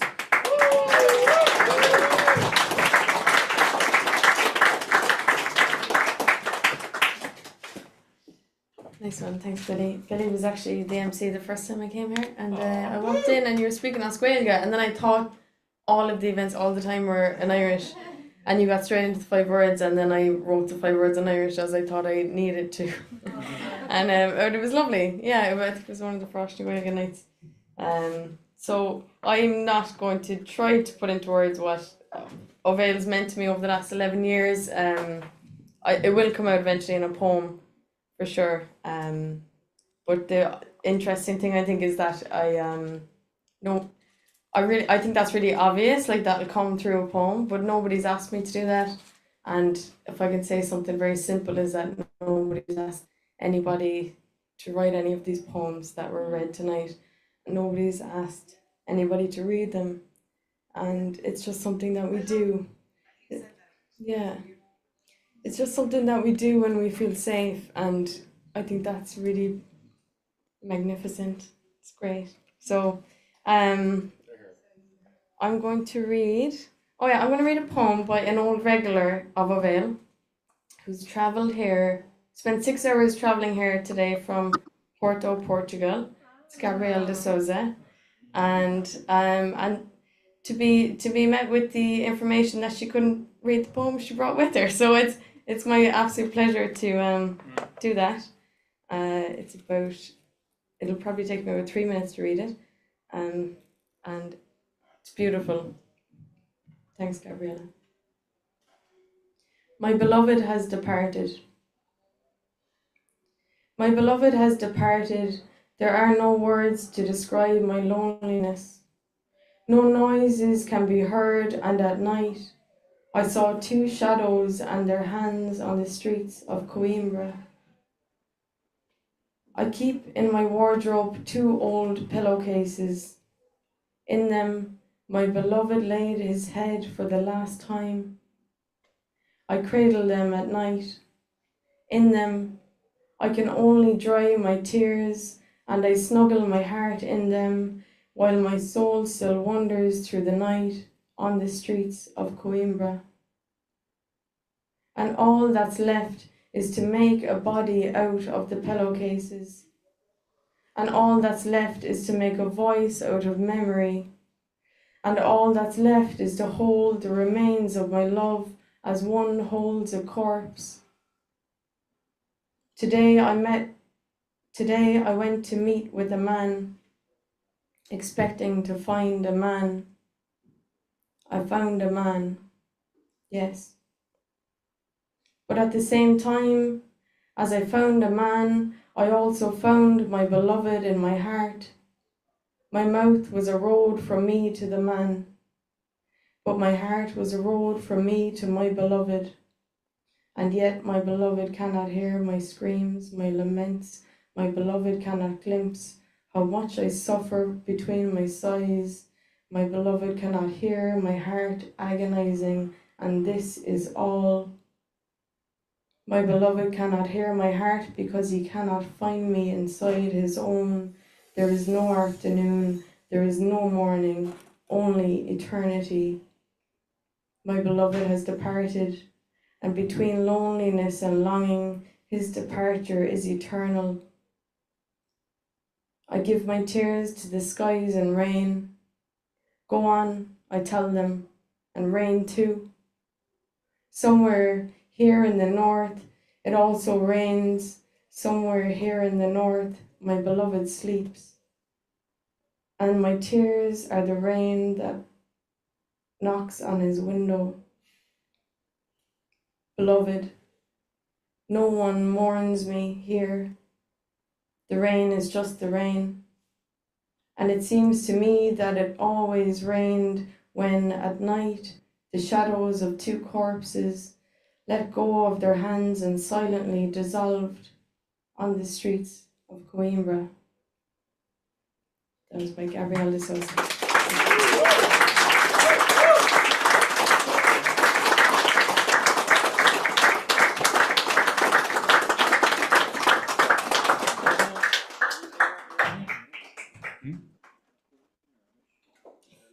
In a one. Next up, Gabrielle de Sousa, please.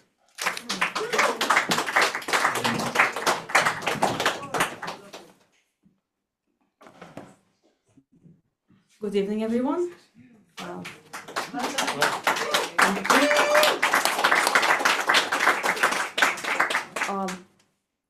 There could have been lots of things to be said tonight. Just two brief notes. Sorry. The first note is, before starting with anything, I'm pretty sure that many people came to O'Vale and many people left O'Vale way before O'Vale departed itself. So I just like to make a brief note and to make a bit of remembrance of the person who made me know of this event, which was William O'Hiffy, which is not with us anymore. But by coming in here, it was the first, not metaphorically, please, it was the first ghost I saw in a corner, and welcoming back. That's the first note. The second note I'd like is my apologies in advance. It's going to be quite irregular. I have a poem from a Portuguese poet I really want to read, but because I gave my poem to Michelle to read, a poem was left out, and Michelle sent me the poem, and she was so nice in reading mine. Like, I was like, okay, I don't want to exclude Annie, so with the royal blessing of Our Majesty, Paul Casey, I'm going to read both. My apologies, this is quite irregular. So, the poem I'm going to read first comes from this book called The Rag Tree Speaks by Emma McCurvey. I hope I pronounced the surname properly. And the poem is called The Ghost of a Bee. And it says, the corpses of bees can be easily confused with the tiny dropped cones of the older tree, as the gold diminishes in death, and the husk, which is what remains after the even tinier mites have had their fill, ossifies to indeterminate brown. It is no matter, this brittle hollow. The ghost of a bee holds out its acorn cup and receives the aureate honey drip from the living hive, small offerings to memory made by the hum of bees, a soft thanks sung beneath the susurration of work.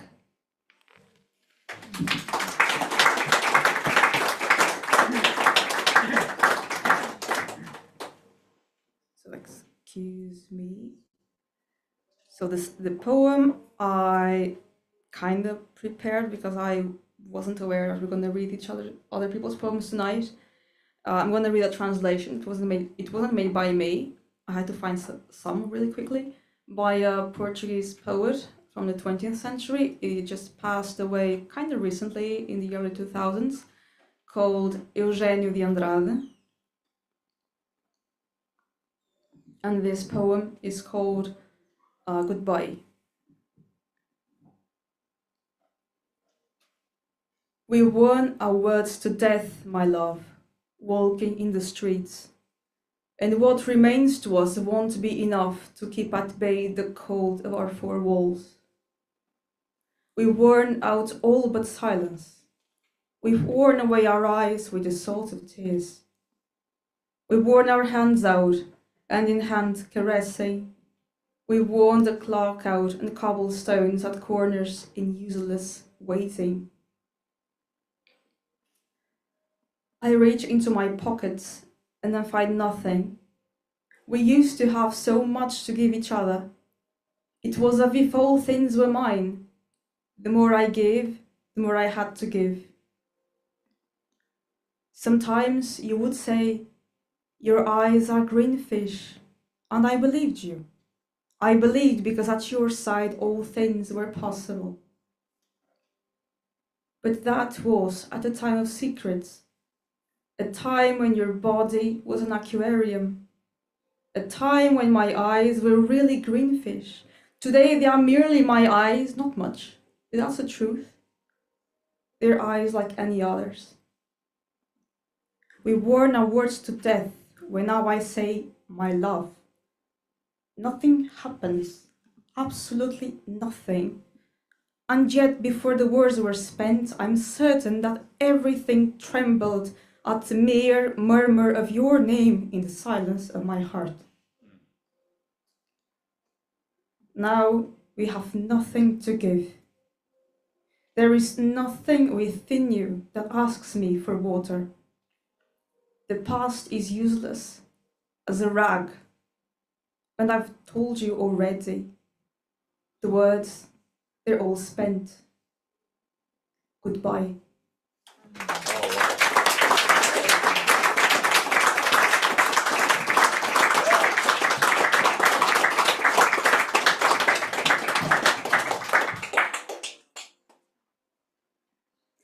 Phil, on Zoom, please. Yeah, hi, thanks very much. It's been a great night, and I just wanted to record my own appreciation to Paul for all he's done, and congratulate him indeed on managing to keep it going for so long, and with all the crew in support as well. I have very fond memories of being there in person a number of times as guest reader and on the open mic too. And yeah, so just to not delay very long, a few very short words that I decided to quote from Roger McGough, the Liverpool poet, written 5 or 6 decades ago, seem pretty apt for these times as well, and worth keeping in mind, I think, and it's called There Are Fascists. There are fascists pretending to be humanitarians, like cannibals on a health kick, eating only vegetarians. Good night. Thank you.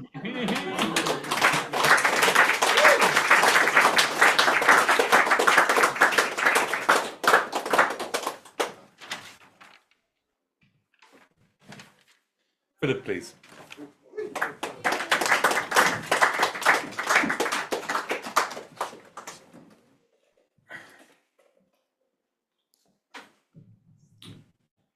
It was 7-8 years ago. Went to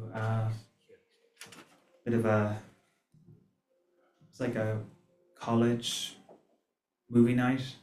We were watching Guardians of the Galaxy. And there I met Emer Hayes. And that year I was actually a couple months before that Christmas. I was looking hard in the mirror and I was going, I really want to be a writer. I really have to get this career going. Come on now, Philip. And so I made a best move ever. I made a Facebook page where I was already a successful poet. And I met Emer that night and we got talking. And I said, oh, I'm a poet. Best lie I ever told. And she said, oh, sure, you should come to a Bhéal. And I came, and yeah, no regrets there. It was a phenomenal journey. I made a family here. I made some of the best friends in the world. So thank you, and thank you, Paul, for congratulations. Fantastic success in running this amazing show, train ride of events, and yeah, you inspired a lot of people, and you nurtured a lot of writers. You gave them so much, and a stage, a spotlight to show their potential. Now I'm not talking about me. Now I'm talking about a lot of other people. So thank you very much, Paul. I was always starstruck by you. Just want to explain that. Thank you very much.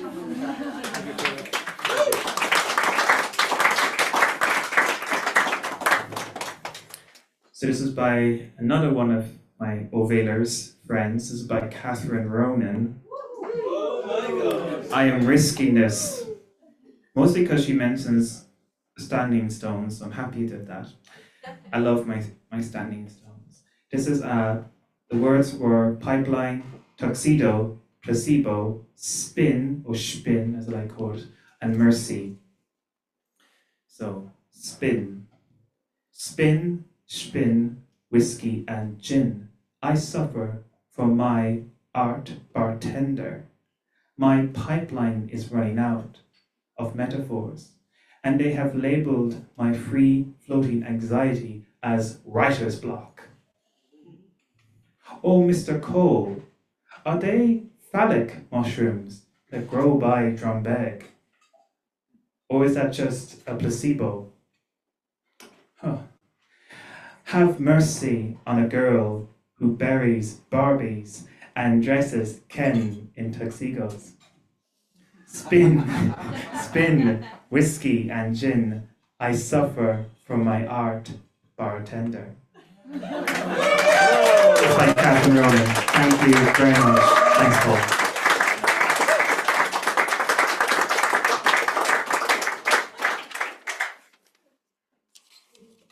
Kate? She left. She was there a second ago. Oh, wow.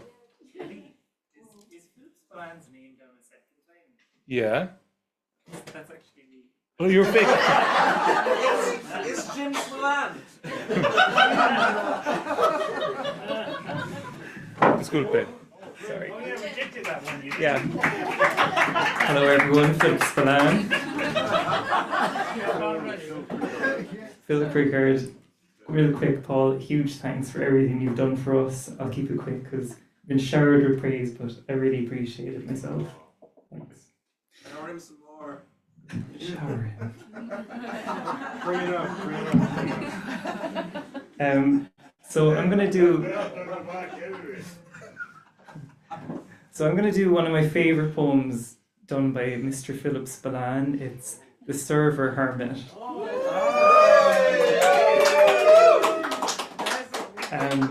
Just to put you into the space here, we're going into another realm. This is kind of like a druid who works in IT and feels at one with all of the technology.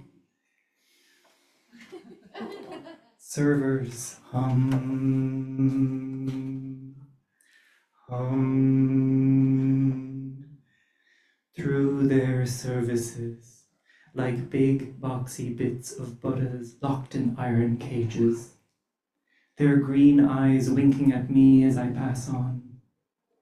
I shift through the shuttle where the air conditioners prolong this heat wave with this exhausting ice age. At the back lays a midnight black Dell Optiplex 900 with its dark braille door ajar. In there, its motherboard, tingled electric emerald like Mother Earth. A boarded circuit garden, pagoda chipsets, extensions and rams, snowed under by flakes of dust. I clip in the VGAs and screw in the lilac VGA. I shove a power cable up the backside. Fan exhales. Finally, I press its bindi and ignite its whole nature. Like a beast awakened from suspended animation, the monitor blinks and displays its GUIs like psychedelic flowers at dawn. Tum-tee-tee, tum-tum-tum. The Windows XP chimes. It tells me things it's doing and done in passive mannerisms. My fateful familiar. I subside in the hum of the server forest, kept away from the windy variable outside, where the elements invade. Suddenly the power supply coughs. The computer blinks out. And so do I.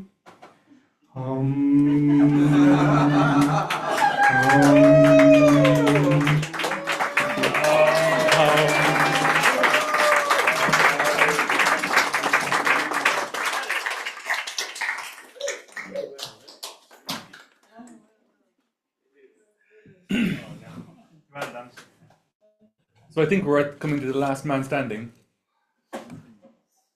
as far as I know. Is Massimo on the scene? Hey. Well, Massimo, you're actually the second last man standing, but that's almost as good. Wonderful, wonderful. I was looking everywhere for a written poem of Mags, and I didn't have a book. So I went online to the YouTube Bhéal recordings, and I just transcribed one of the songs that she sang during one of the sessions. So one thing she used to do, she would sometimes she would open with a very short poem and then go into a song. So she has like a very short poem and then the lyrics of the song. Paint the blue days, the gray days, the soggy bottom hues days, the blurry melted shades. Splash on the gold sunspots that glow and scintillate. Stroke your peach and caramel sunrise. Create your better day. And then her song went, and you can just imagine her beautiful voice and the guitar playing that she used to do. There are voices that you hear that aren't mine. There are places that you visit in dark times. Just celebrate your rare and special mind and celebrate your shining. Listen to your soul voice, rather lush and true. Don't be damped or drowned out by the crowd. We all have our foibles, that's for sure. Despite the fat cracks and fault lines, we prevail to endure. There are times when we are smiling in control, but inside an inner voice is on patrol, lashing out a dialogue to demean. And though your face is happy, why is your heart ripping through the seams? See the inner beauty that only you perceive. Repaint your portrait boldly, reimagined and complete. And listen out for your soul voice. It won't lie. Listen out for your soul voice. It won't lie. There are voices that you hear that aren't mine. So thank you so much, Mags, and everybody. Glad to.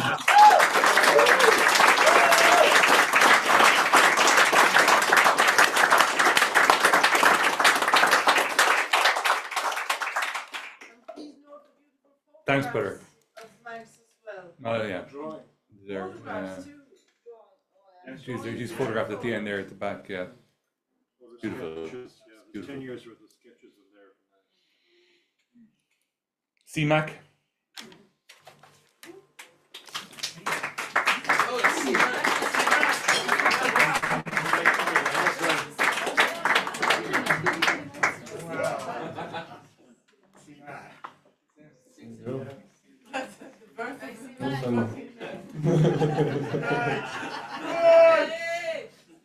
Love you, C-Mac.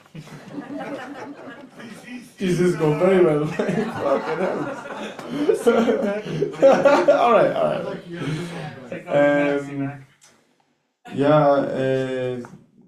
Thanks so much, and so lovely to hear everyone speaking and the tributes that have been paid to Paul and to everyone and to the evening.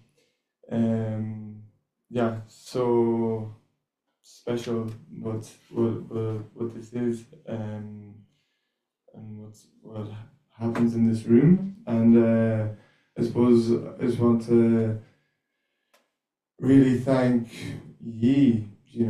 all of the people who come to this event, who have been coming to this event, who have been regulars over different parts of the event. I've been coming here for 14 years, so like it's my whole adult life, and I've been educated and brought up by and like your minds and what you're willing to share on this microphone. I used to come here every week. It was every week for years and years. It's like being educated by your artistic sensibility and like what you are communicating and going through in your time in your life. And I swear to God, it's really been a privilege, and I really thank you for it, and I thank Paul for facilitating it.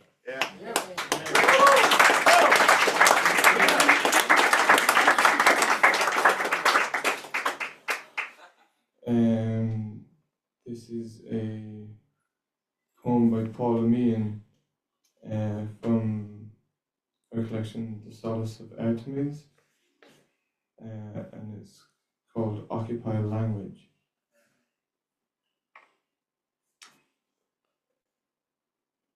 Occupy language, the word truth glistening like a newborn leveret in its form.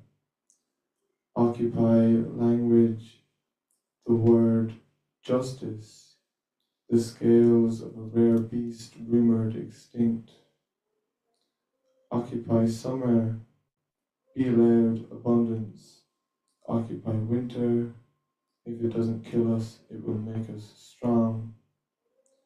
And the leaves of autumn washing like grief to the floodplain. Occupy. Occupy spring. If you dare, the mocking sap is arising. Refuse next spring that occupies us. Occupy now. This moment's breath is inspiration.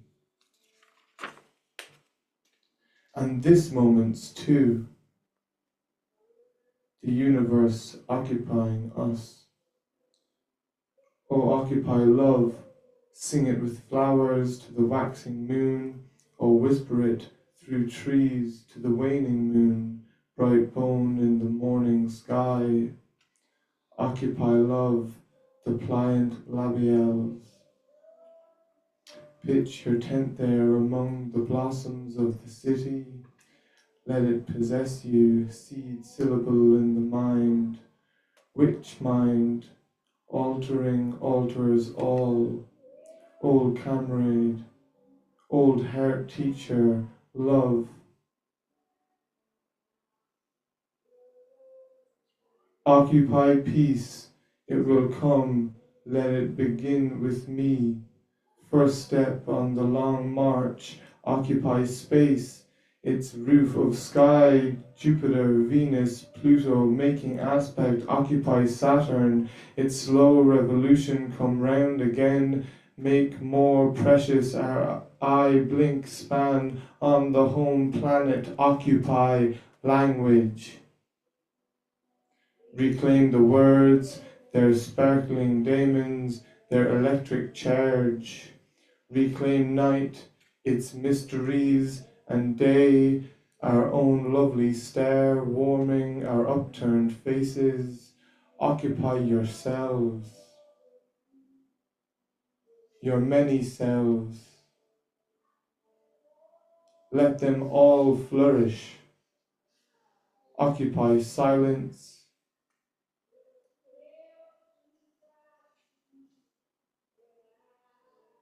Listen to its power. Occupy hope. Occupy freedom. Occupy language. Thank you.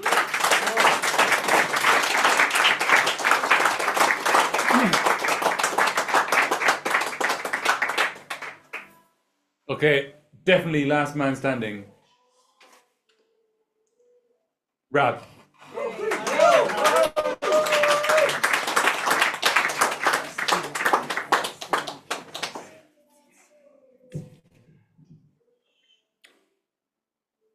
I've been to a few of these nights over the years where you have to do somebody else's poetry. I generally did this poem. But that's kind of like almost like, you know, it speaks to the longevity of the series. You know, that we've been here for a minute. Fuck, am I going to do that again? Yeah, I am going to do that again. Do it again, man. So this is Mencius from the 4th century before the Christian era. In China, he says, if you know the point of balance, you can settle the details. If you can settle the details, you can stop running around. When you stop running around, your mind will become calm. And when your mind becomes calm, you can think in front of a tiger. And if you can think in front of a tiger, you will surely succeed.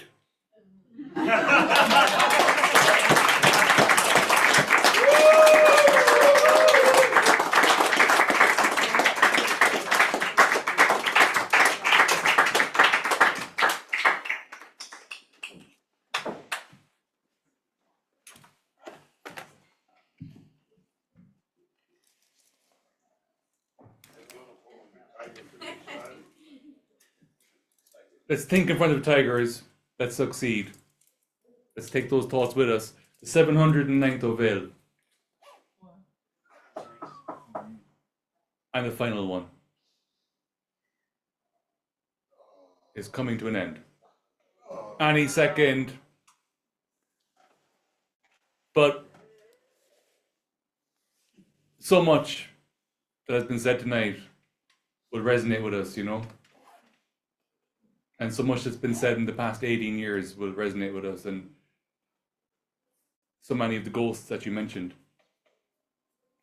are with us. And we go on.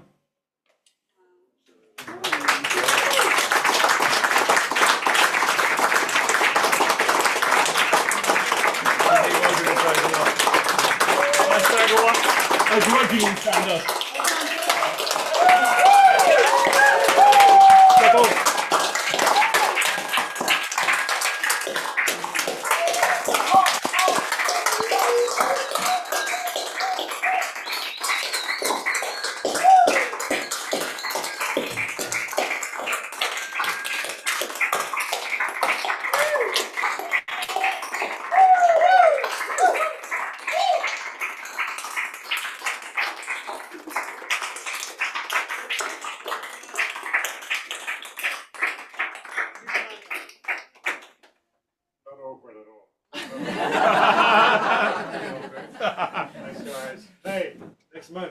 Bhéal go Bhéal.